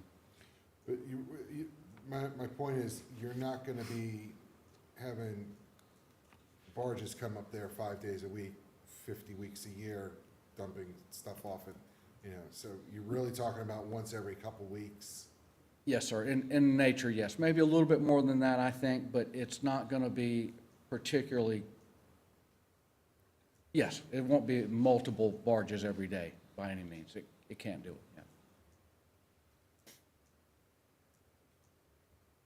Okay. Does anybody else have any questions? Yeah, could we get the map put back up that has the location of Merriway? Yeah, I would like to see that. Right around there. And what's the Lake Wiley buffer? Is it 50 feet or 100? It's 50. It's 50. It's 50. And then a different type of zoning is 25 or 50? The lake buffer is. The Yeah, no, lake the lake, buffer is- but between Stays the same. residential. Oh, between, Oh. the buffer it's a sliding scale that's the uses and the lot size, so Right. depending on the uses, it could get larger, depending on the lot size, it could get, larger or smaller, so. Yeah, and I think the property adjacent to it, they're vacant, so that brings it down as well. So it's not a huge one between to be industrial versus, up to a vacant property. I think it's in the 30-foot 30. range for that. If there was development there, it'd be different. If there were homes there, it would be much higher. It would be more of probably the 50-foot. So all of this is not developed yet, right? No, it's proposed, it's an approved preliminary plat that's, Right, now they're Working in through civil construction plan construction review. plans. So, yeah, it's imminent, as we were saying. It's moving pretty quick. Do we know where the roads are gonna be, or the? Oh, yeah, we can, that whole, it's, That from whole- Merriway? Yeah, Yeah. Oh, yeah. That's actually would be, this property, if I remember correctly, would be right at the main entrance. Yeah, so the property just to the east there, that's actually Merriway's buffer. Between the road. Between the road and this property here is their open space buffer for the neighborhood. And so this property here will take access from the road from Merriway Point. not the existing driveway. Correct. Okay. And then, if I remember correctly, on the, where this entrance is, on the opposite side of that street would be like some, wasn't it like a community use? Right, or- so as part of the It's settlement, they not, were to require. it's not the- residential. Correct, that would be, I think it was looking towards a farmer's market or some Yeah. kind of a use to be given to the county for a park space. It's just Yeah. across from this space here, that's correct. Like 3 or 4 acres, I think, something like So, that. yeah, it was something like that. So it's not, there will not be homes directly across the street from this. Okay. And then just also remember too, for planning commissioners, is, we hope for success of this business and everything, but if it doesn't happen. Right. There are many other uses that could go there in LI that could, Mm-hmm. not be as beneficial to the community.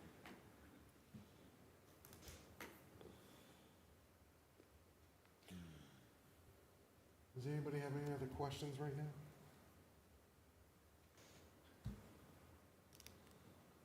Are you pondering, Kate? It's okay. I am pondering, and one of my big concerns is, what Diane just said. I'm feeling like I like this idea. I do think there's a need for it. I have heard actually people discussing this, but on the other hand, I'm not sure. I don't think that I'm ready to make a motion. Could I say one thing about the success or the failure of the business? We've studied this for a long time and talked to a lot of people. Pretty much wherever we put a marine yard, anywhere on Lake Wiley, will be a very easy success, and it won't be hard, because the need is there, point blank. So I would just consider that, because there's not one on Lake Wiley now. Diane, what else could fit there on this, that could be under LI? Because, it's so fairly small. Yeah, it is a small lot, but you could do a variety of things in there. The LI district is quite lengthy, they could go through there. But you could do things like maybe a cabinet shop or some sort of, trying to think what could go in that space there for LI. You can give me a sec. Kind of manufacturing, maybe? You could, Small some light manufacturing, like I said, I'm thinking things like cabinet and countertop production, construction services, or trade services, what he's doing there, metal product fabrication, machine shops would be some things that pop out here, sign manufacturing and production. It's a small site, so you couldn't do too much, but you could still do something in there for that with LI. I could see some flex contractor space could go in there, in that location for LI. So on this map, not towards the road, but that kind of small space between the blue and the red, to the left of the red, what is that? Yeah, that's a good question. It looks like maybe some right-of-way or something in there. It could be just water. It very well could be just some of the Duke water. The parcels for the lake kind of wander through here, so I'm thinking it's probably meant to be just Duke land. Environmental land beside down there. Eagles. Yeah, the eagle's nest is further inland. It's not where the eagle's nest is, yes. Yeah? To the west. All right, I'm going to make a motion to recommend denial. It does not fit future land use. The number of uses that could go in LI concern me. It does not fit with the comp plan. It's not neighborhood residential or even something that would support that. And with no industrial uses anywhere nearby, I would agree that this could be considered spot zoning. Is there a second? I will second. Okay. Is there a discussion? All right. This one's a little tricky. Yes. Because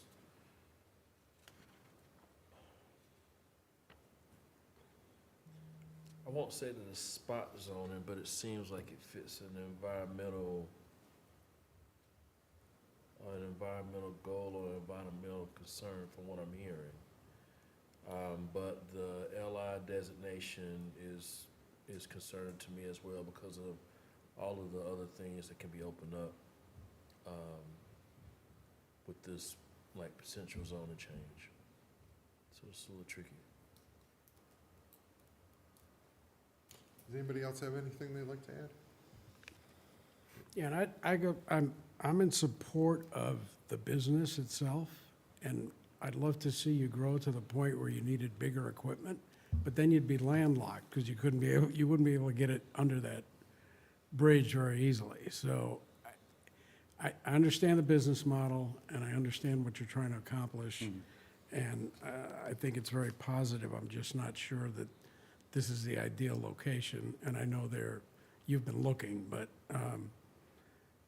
again, we could consider it spot zoning by putting that light industrial in that particular location, so. Yeah, I understand what you're saying. The equipment piece is not what we need to do that operation. We don't need it to be bigger. That's why, just to clarify. Yeah. We don't want it to be bigger because of the nature of the type of dredging that we Understood. do. But You might bigger's- become so. Bigger's usually better, yes. Yeah, you might become so successful that you want to, increase the amount of work that you're doing, and I think that would be probably less than the ideal location to try and do that from. Both from an access and for drying, as Matt pointed out. It's a relatively small lot. It does have existing structures on it, so.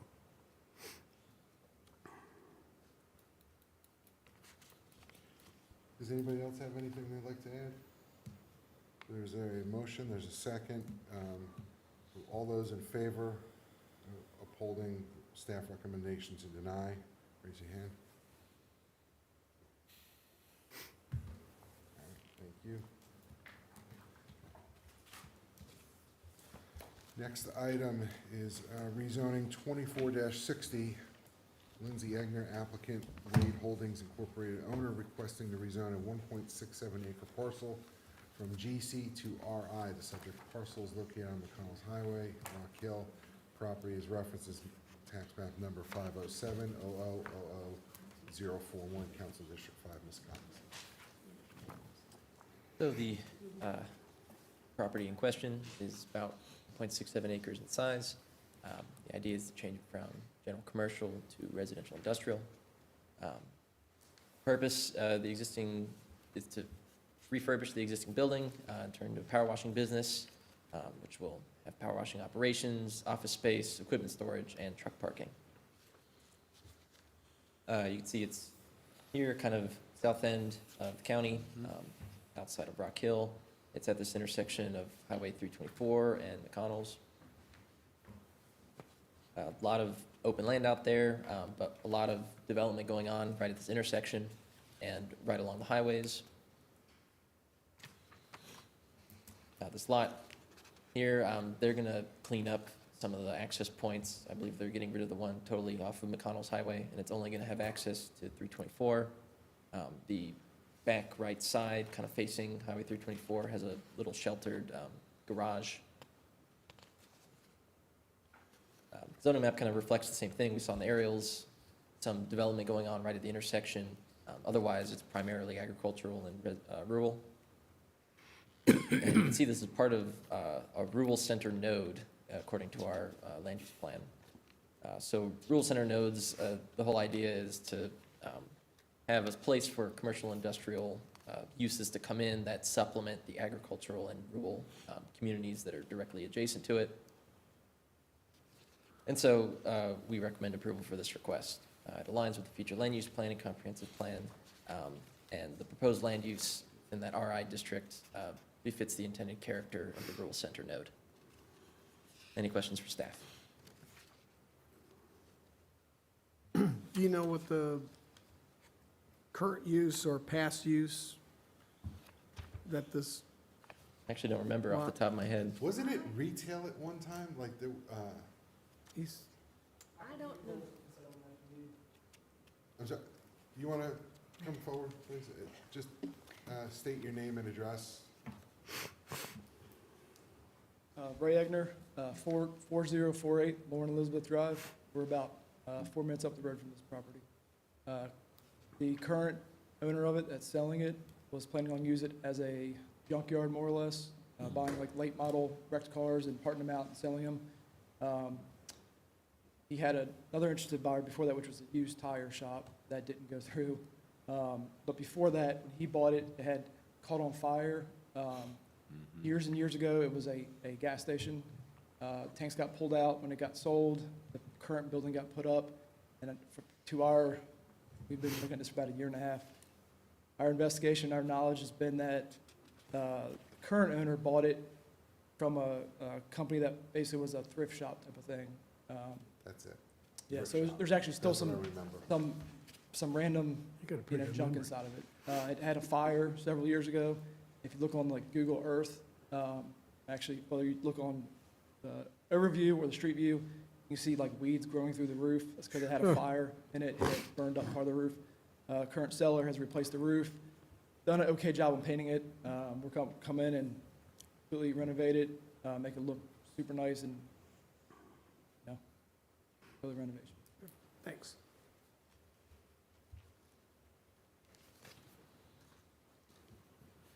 Just to give y'all some perspective, that is a major intersection there in that area. That is literally the only traffic signal for miles. Yeah. So if you are way out in that area in the middle of the night, you will know because it's The only the stuff. way I only go signal. home. Right. Sorry? I go right by there on the way home. Oh, That's it. Yeah. Going back through the country, that's yeah, where it is the a, Exxon station on one corner and the Dollar General on the other. yep. Yep. Does anybody have any other questions? If not, is there a motion? I'll make a motion to accept staff's recommendation and approve. I will second that. Is there any discussion? If not, all those in favor? All right. Next item is rezoning 24-61. Agnes DeBlasi, applicant owner, requesting to rezone 2 parcels that total 0. I'm sorry, sir. Could I interrupt you for just one moment? Yes. I'm very sorry. The gentleman that was just here, we always like to point out, those 2 young men have been here quite a long time, and they have acted admirably through the entire time that they're here. So we just always like to point that out to folks. Those guys did a very nice job, and we appreciate them being respectful. Thank you. Thank you. Cantankerous old people. Yeah. No, we don't get that. for them to understand the process and That's good. That's great. behind the scenes things. So thanks for letting us be here. Absolutely. Yeah, 2 out of 3. He feels like One the just rest of couldn't us, make it. right? That's okay. I feel you, buddy. Yeah. We're hanging in there as best we Take can. care. I'm sorry, sir. That's Please. good, you're all. No, that was great. Yeah, rezoning is 0.71 acre from RSF 40 to RMX 10. The parcels are located on Rich Street and Old Nations Ford, Fort Mill. properties of reference is tax map number 713-0000-143 and 216, Council District 7, Ms. Cloninger. So this is to rezone two adjacent parcels. One is about 27,000 square feet, the other is about 6,000, from RSF 40 to RMX 10. The idea is to rezone them both, combine them, and then re-subdivide them to even out the square footage. So it exists in this kind of donut hole in the middle of Fort Mill, along this already established subdivision. You see the greenway along the right side. And pretty standard suburb. You have definitely some vacant space around it. So looking a little bit closer, you can see that, you know, one of the parcels is obviously meant for a dwelling, and there it is. The other one is very, very small and has historically been vacant. So the idea would be to subdivide it and redo it like this. The black outline, of course, is not going to exist anymore, and then the new red line is the proposed subdivision. Just to give a concept of scale. So zoning map, this entire donut hole is RSF 40. And it is municipal infill, so we defer and look and see what Fort Mill has installed for this place. Their surrounding zoning is primarily residential, and their future land use designates this as residential low density. So residential low density for them, they're looking for single-family detached neighborhoods with up to 2 dwellings per acre.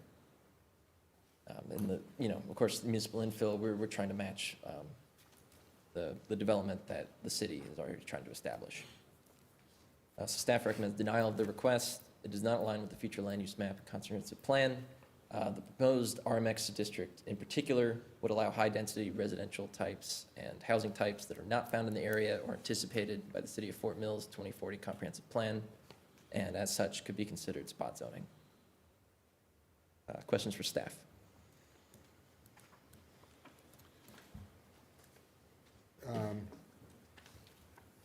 So I understand the purpose is to even out the land areas. And, so, to your knowledge right now, can a house be built on that smaller parcel? No, from my understanding, there are also deed restrictions on the lot, as well as it would require some variance probably for setbacks in order for something to fit, something meaningful.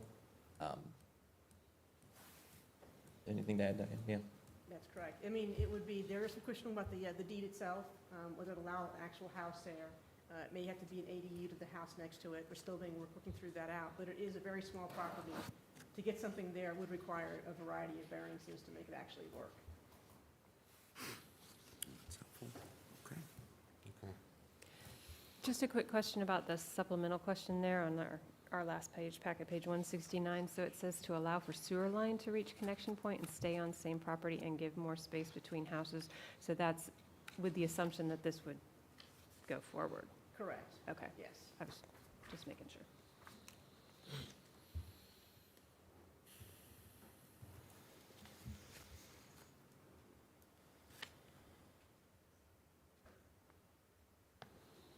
It is narrow.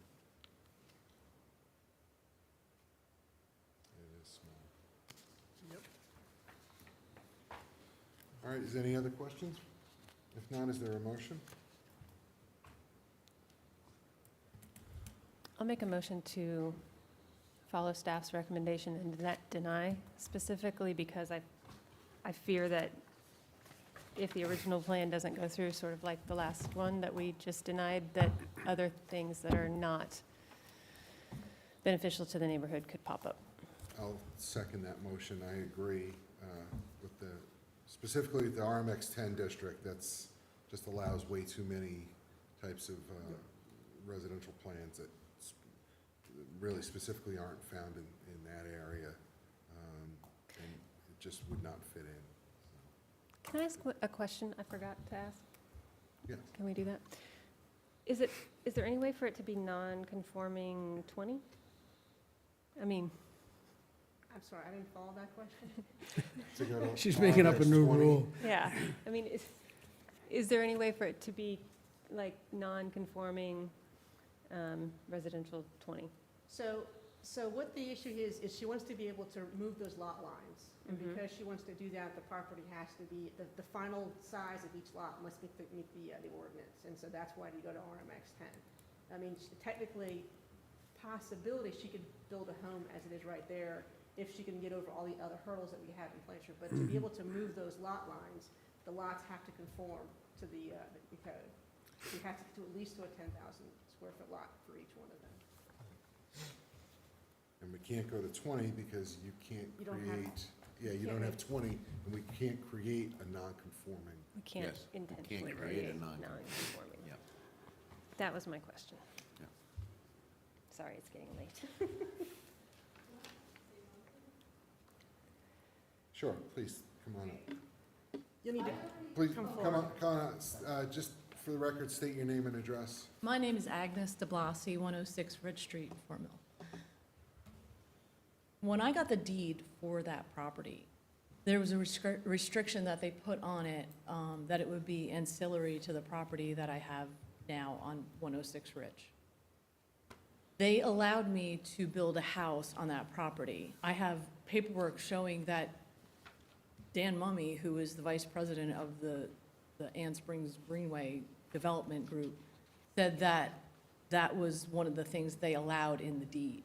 However, when the staff looked at the deed, they didn't read it that way. It read a garage, a shed, or something similar to the property. So it didn't say house, but it was implied. And the only thing I can say is I can actually, I mean, I'll go back and have them reword it if that's what needs to happen to make that go through. The reason why I wanted to split the line in the middle is because I wanted to run the sewer line between the two, so it's not on 106 Ridge, because I want to build a retirement home on that parcel. So that's really where I'm at here. And it was non-conforming. I got approval to build a house on the non-conforming lot.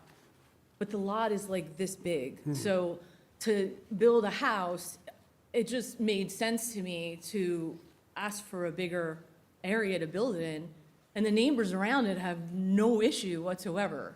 Like, they're for me. I don't have paperwork like the Rutt guy did, but it's really not that much different from the other two that were approved already from just today. I mean, I sat here for 3 hours and those guys got it. How come, but I'm gonna be denied? Everyone is voted on its own merits and its own circumstances. I can say for myself, in this specific instance, going to RMX 10 is not, it's not in character with what is out there already. Now, I'm not saying that it shouldn't be 2 lots. If it's 2 lots, I have no problem with two homes out there, because that's what is allowed. But to go to RMX 10, and it's not a slight on you in any manner, but if you're not there and someone else comes along, they may not have the same plan in place that you would. And so that could quickly turn into a triplex and a quad unit, and now all of a sudden, where there should have been 2 homes, we now have 7. And that's,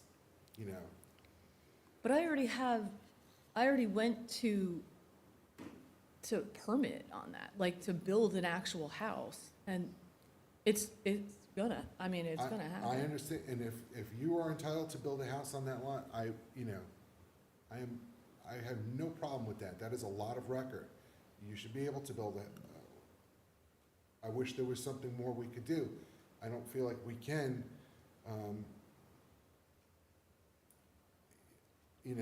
if there was a way I could support, you getting variances, I would do that. But it's what we have in front of us right now, and to ask what you're asking from us, just the two just don't align. The RMX 10 district is one of the most Permissive, I'm sorry? permissive. Permissive in terms of the Density. different types of Density. residential uses that can go in there. So if this was just a matter, that's why we were saying about RMX 20. If it could be RMX 20, if we were able to get 20,000 on both lot, we would I think, I speak for I know for myself, I would recommend it because you would still have two homes, but we wouldn't be talking about all these other options of townhomes and quads and triplexes and all that could possibly be there. And there's no way to do an RMX 20. You can't do RMX 20 because you don't have enough Total. area on each lot to create 20,000 square feet. So if you took the two and put it together, you would, but the two alone, it's like 13 and 17, I think it was. And we are, as a body, we're not allowed by ordinance to create what would be something that's non-conforming. If it's already non-conforming, we can leave it as it is. We can make it smaller in some instances, but we can't expand it or make it larger or create something new that wasn't there before. Does that make sense? Pete? Diane, can she build an ADU here? Is that? Yes, so, she could do an ADU because she owns both of those properties. So she could do that on this property, ADU to the property adjacent to it. But you'd have to maintain the ownership of those two. They must be owned by the same people as well. If you're on two different lots, you must own both of them. So you couldn't sell one and still have an ADU. Unless the person was to buy both of them, and then you have, your rental thing. Right. You could do that. But they have to be together as one ownership on two separate lots. Okay, and was that your intention to sell the other? Yeah, I was going to retire and then.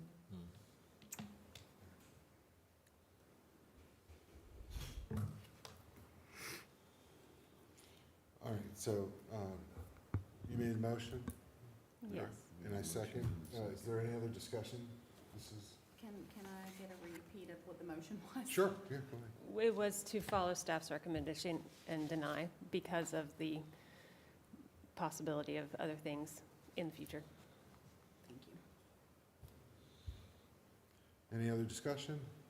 If not, all those in favor of the motion? Thank you. Next, rezoning 24-62, the York County Council has initiated rezoning of 48 parcels along Sandifer Road between Turkey Creek and Chester Highway, York, in order to remove their non-conforming status. Go ahead, Diane. Hi, everybody. How are you tonight? Save the I've best missed for you. last. Oh, not yet. Almost there. So this request here is to, for a council-initiated rezoning, this started in November 2024. It's to rezone 48 parcels along Sandifer Road. And the purpose is to rezone the parcels to one district to remove their current split zone status to allow parcels to be recombined without having to get the properties down. The history about the area here, as you can see from the maps, and we'll show you them in a second here, when it was first established for zoning in the 80s, they put along Sandifer Road RSF 40 or RC1 at the time for 300 feet from the center line back. And then behind that, it was rezoned, it was established zoning as being AGC. And the purpose of that was to be able to push any sort of manufactured home behind that 300 feet, so they wouldn't be actually on the road frontage. At the time, AGC 1 was not available, it wasn't actually in the code, it wasn't a district. And just as information here was that for public notice, we do mail letters out to all property owners within 21 days of the public hearing, and we do encourage them to be able to call and contact us if they have any questions or if they want a different district. Looking at the properties here, this is on Sandifer Road between Turkey Creek Road and Chester Highway. This is just south of the town of York, between York and McConnell's. As you can see, that yellow line that follows along Sandifer Road, that's the area that is RSF 40, and behind that is AGC. There are a couple of properties to the east there, there's also RUD. The comprehensive plan for the area here is agricultural. And so zooming in, moving from the west to the east, the properties over here, as I mentioned before, there are some properties that are RUD. but we still want to have those to go to AGC because they are larger. If you'll notice in the chart there of the 48 parcels, moving further actually along to the center of the property here, and then further as we get to Chester Highway. Of the 48, 42 we'd like to go to recommend AGC 1. There would 6 that would go to RUD 1 because they're less than 5 acres. We used the 1 district here, and that was to be able to continue the goal of the, prohibiting manufacturing houses, and this kind, instead of not just pushing it back, this is actually going to prohibit any kind of manufactured homes on these parcels. But this will create some non-conforming statuses. So for instance, you can have 2 dwellings on unit, two dwelling units on a parcel in the AGC 1, but not AGC, not in the AGC 1. The other thing too is manufactured homes are prohibited altogether. So there will be some non-conforming uses here. And property owners, they can request counsel or staff if they'd like to go to AGC as opposed to AGC 1. So we are recommending approval. Any questions for staff? What's the basis of not wanting manufactured homes? Just, I really can't say. So, you know, this has been like this for as long as I've been here, and I've always wondered what was the intention of this strip here of RSF 40. I never could figure that out. And then having spoken to one of the property owners in the area here to get the history of that, that was the intention, was they wanted to be able to push those manufactured homes away from the site view as you travel along Sanderford Road. And so they were okay with it, but just not up front. That was the intention to kind of push it back there. So we learned something in the process. What's the difference between AGC and AGC 1? So the main difference is AGC 1, manufactured homes are prohibited. Okay. One other difference is that the two dwelling units on one parcel is not allowed in the AGC 1 district. Okay. But that was really the intention of the AGC 1 was established.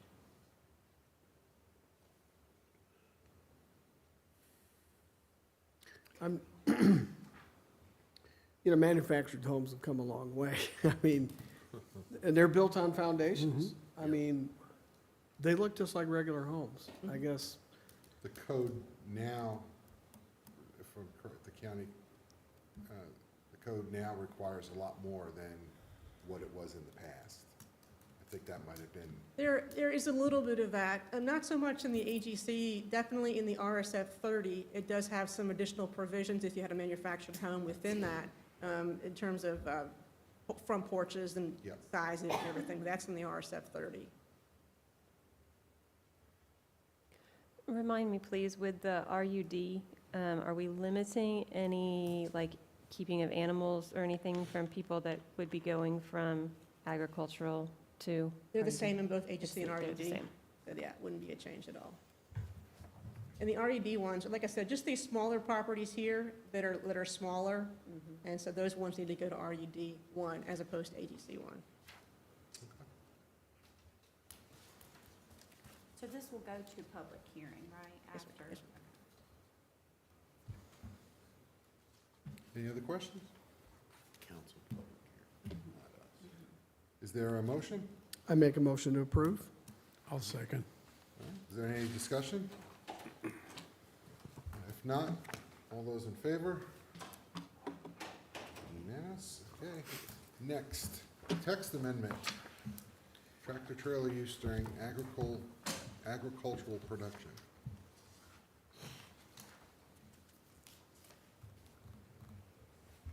Okay, now for something different. You take off your judge hats and put on the legislative hat here. So, it was about tractor trailers. We had a complaint in a code enforcement case, and it was brought to the county council, and the county council wanted the subject brought to the planning and zoning committee to review the use of tractor trailers in agricultural operations. Particular issue being addressed here is this outdoor storage of tractor trailers used in support of agriculture. Let's put this for review. This is just some of the current code that deals with this, and you'll see that tractor trailers and trucks and containers is E, but it doesn't really have anything exclusive to the use in agriculture. And D, you'll see trucks and farm equipment, deals with equipment used in this acre. So the overview of the amendment, we gave them some safeguards and some potential performance standards to look at and consider. And they considered that they wanted to make an allowance for the use of tractor trailers in agricultural operations with the following requirements. The vehicles and equipment may be stored on lots that are actually being used for this agricultural production. The vehicles and equipment must be essential to and used in a bona fide farming operation. And then the third one, that vehicles should be leased, owned, or rented by the owner or tenant of the property that this is at. And these things, like that one was brought up, so people don't bring a bunch of other people's trucks and store them on their property. So this is where we changed it. So this is making it more pointed in use in farm equipment. And so we did add requirements in there for just used in agricultural production again. Got to be essential to and used in bona fide operation and leased, owned, or rented by tenant or owner. We recommend that you forward this to the city council and recommend adoption. Rick, would they have to come before, I think these are great text, amendments, but would somebody have to go out there and look at all their equipment for this type of application, or would you just? Well, large working farms are a little bit rare. So, I mean, there'd be some tells. I mean, if you're on an active, big hay farm or whatever that they're using their equipment or practices, which was the case that we had before. I wouldn't expect this to be a widespread opportunity. We certainly would probably help out some people that are currently doing it, but just kind of the way the agricultural's going and stuff, we would imagine a bunch of people starting new use of trucks. Are there any recommendations for screening or setback or limited on number, like the other counties that you gave examples from? Yeah, I mean, we did enumerate all that and talk to the committee too. They chose not to make a call. So the only way this will basically be enforced is if it's reported, it's not, kind of like in this situation where someone reported an issue and you investigated it, basically? That's generally the policy for all that, in code enforcement in general. Unless we see something that's a clear danger or hazard, something like that, we jump on.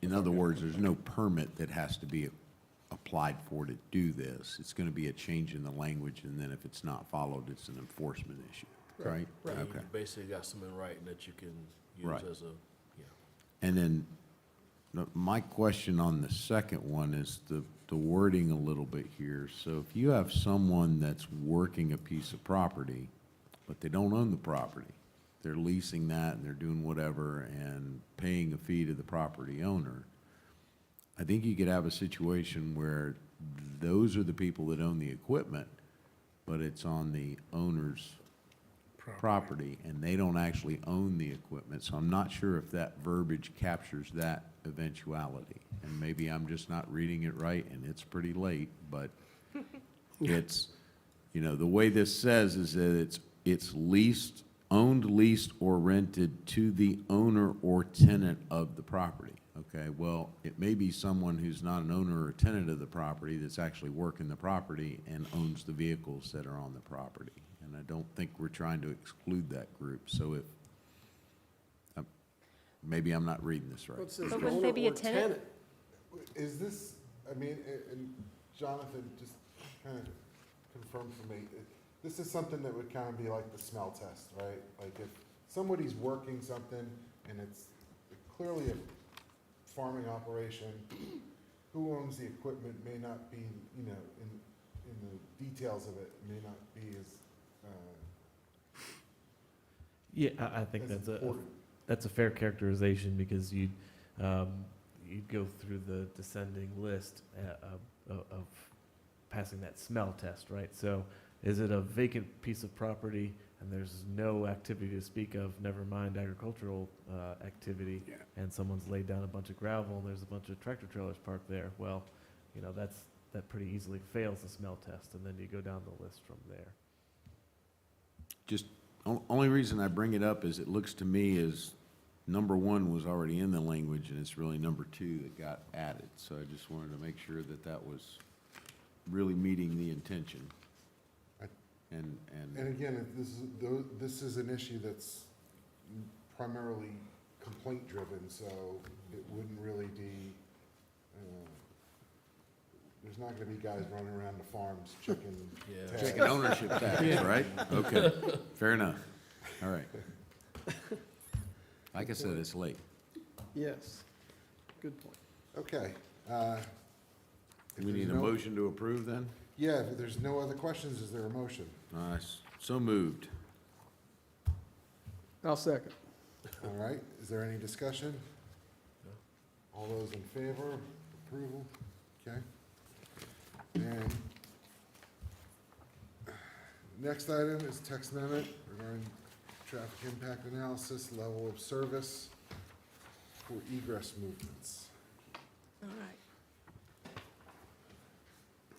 So this topic came to the Planning and Zoning Committee in October to discuss potential text amendments from the TIA section of the Land Development Code. And the focus was twofold here. It was to reorganize the LOS section to make it more, for clarity purpose, make it more clear, easy to read.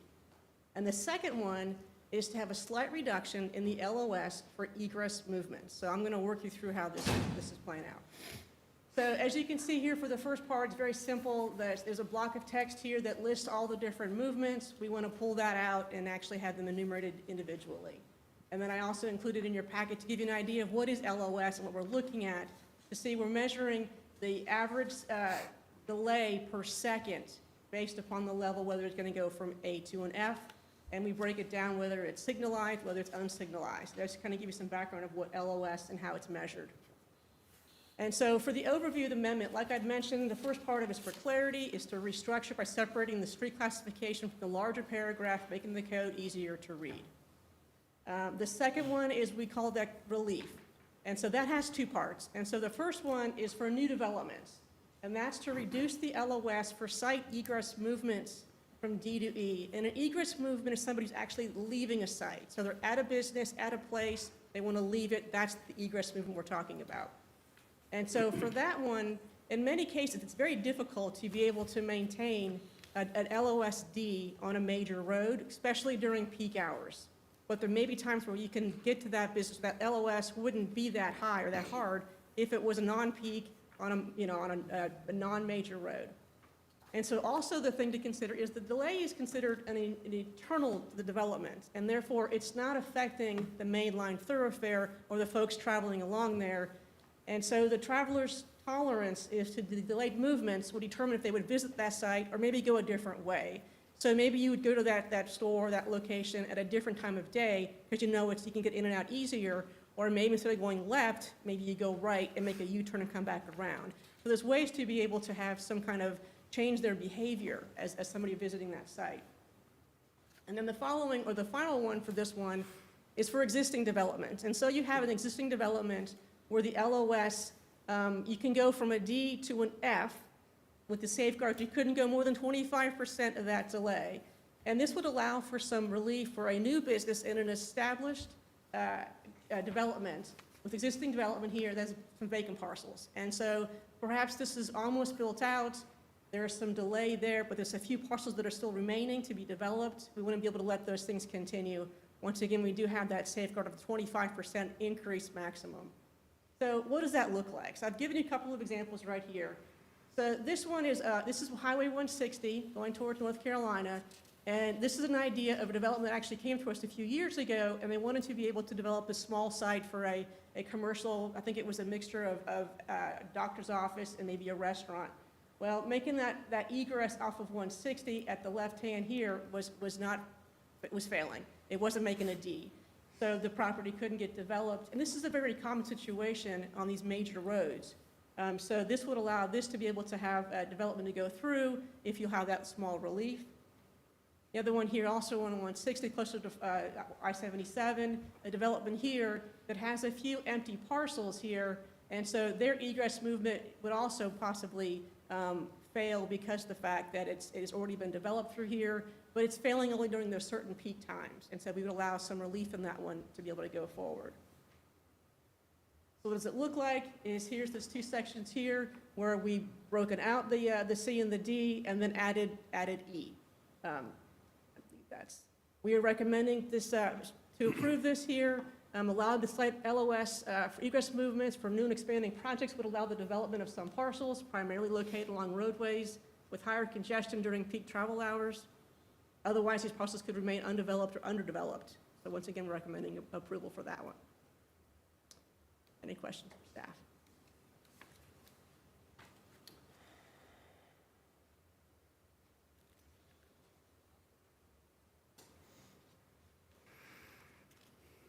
I have a question. Sure. So it seems like this is basically just allowing more traffic without the need to put in more lights. For example, the one that you just gave, which is the Sam's Car Wash on 160. Right.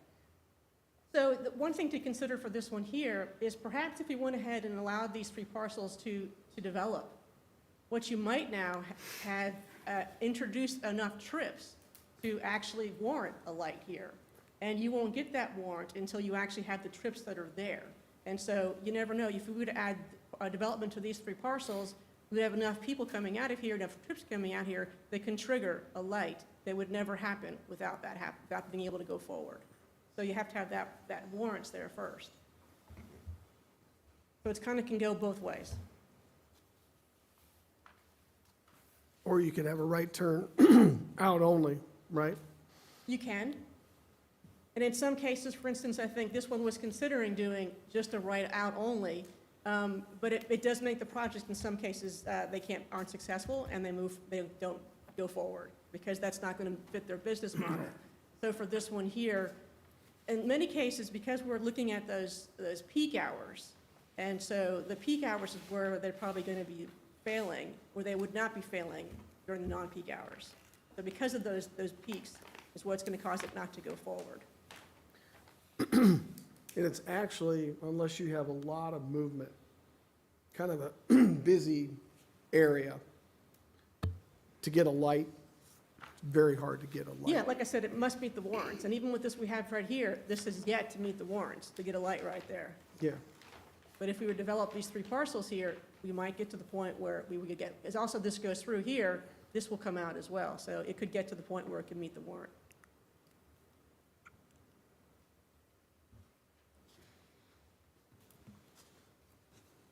Any other questions?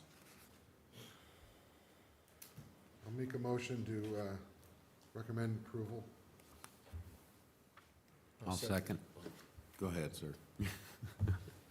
Antonio, second. All right, is there any discussion? I just want to say one real quick thing, and my Christmas present to you was I didn't ask you a single question tonight. No. So Merry Christmas. I appreciate But all the that. other ones you did. I had other ones, but I saved you from them all tonight, Diane. So Merry Christmas. Thank you. That's it. All right. All those in favor of the motion? Yes. All right. Next is the adoption of the 2025 Planning Commission calendar. All the meetings are on Mondays. I checked. Yep. Wow. Wow. I checked. At 6, correct? Because it's not actually on here. 6 p.m. That's fine. Need a motion to approve that agenda? Did you get a motion to do that? To accept? Yeah. Yeah. I think- Motion. Yeah, so we need a motion to accept the, I I make the motion. A second. any more discussion? All those in favor? Unanimous?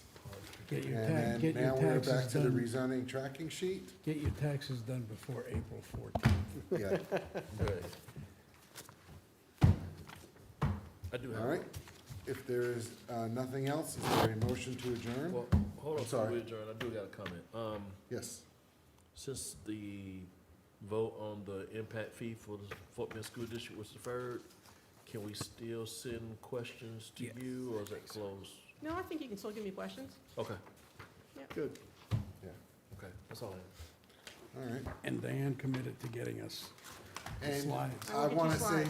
I want to Absolutely. say thank you and Merry Christmas to all of the staff for long hours tonight Particularly tonight.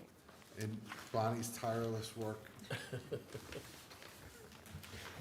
Thank you, everybody. I may have to find an Uber to go to drive to Raleigh tomorrow. So, because I have to leave at 4 o'clock in the morning. Might as well leave now. Yeah. Yeah, All right, just, with that, is there a motion to adjourn? Make a motion. No, I Second. don't think, second. okay. Yeah, I'll make a All in motion. favor? We are adjourned. Ooh.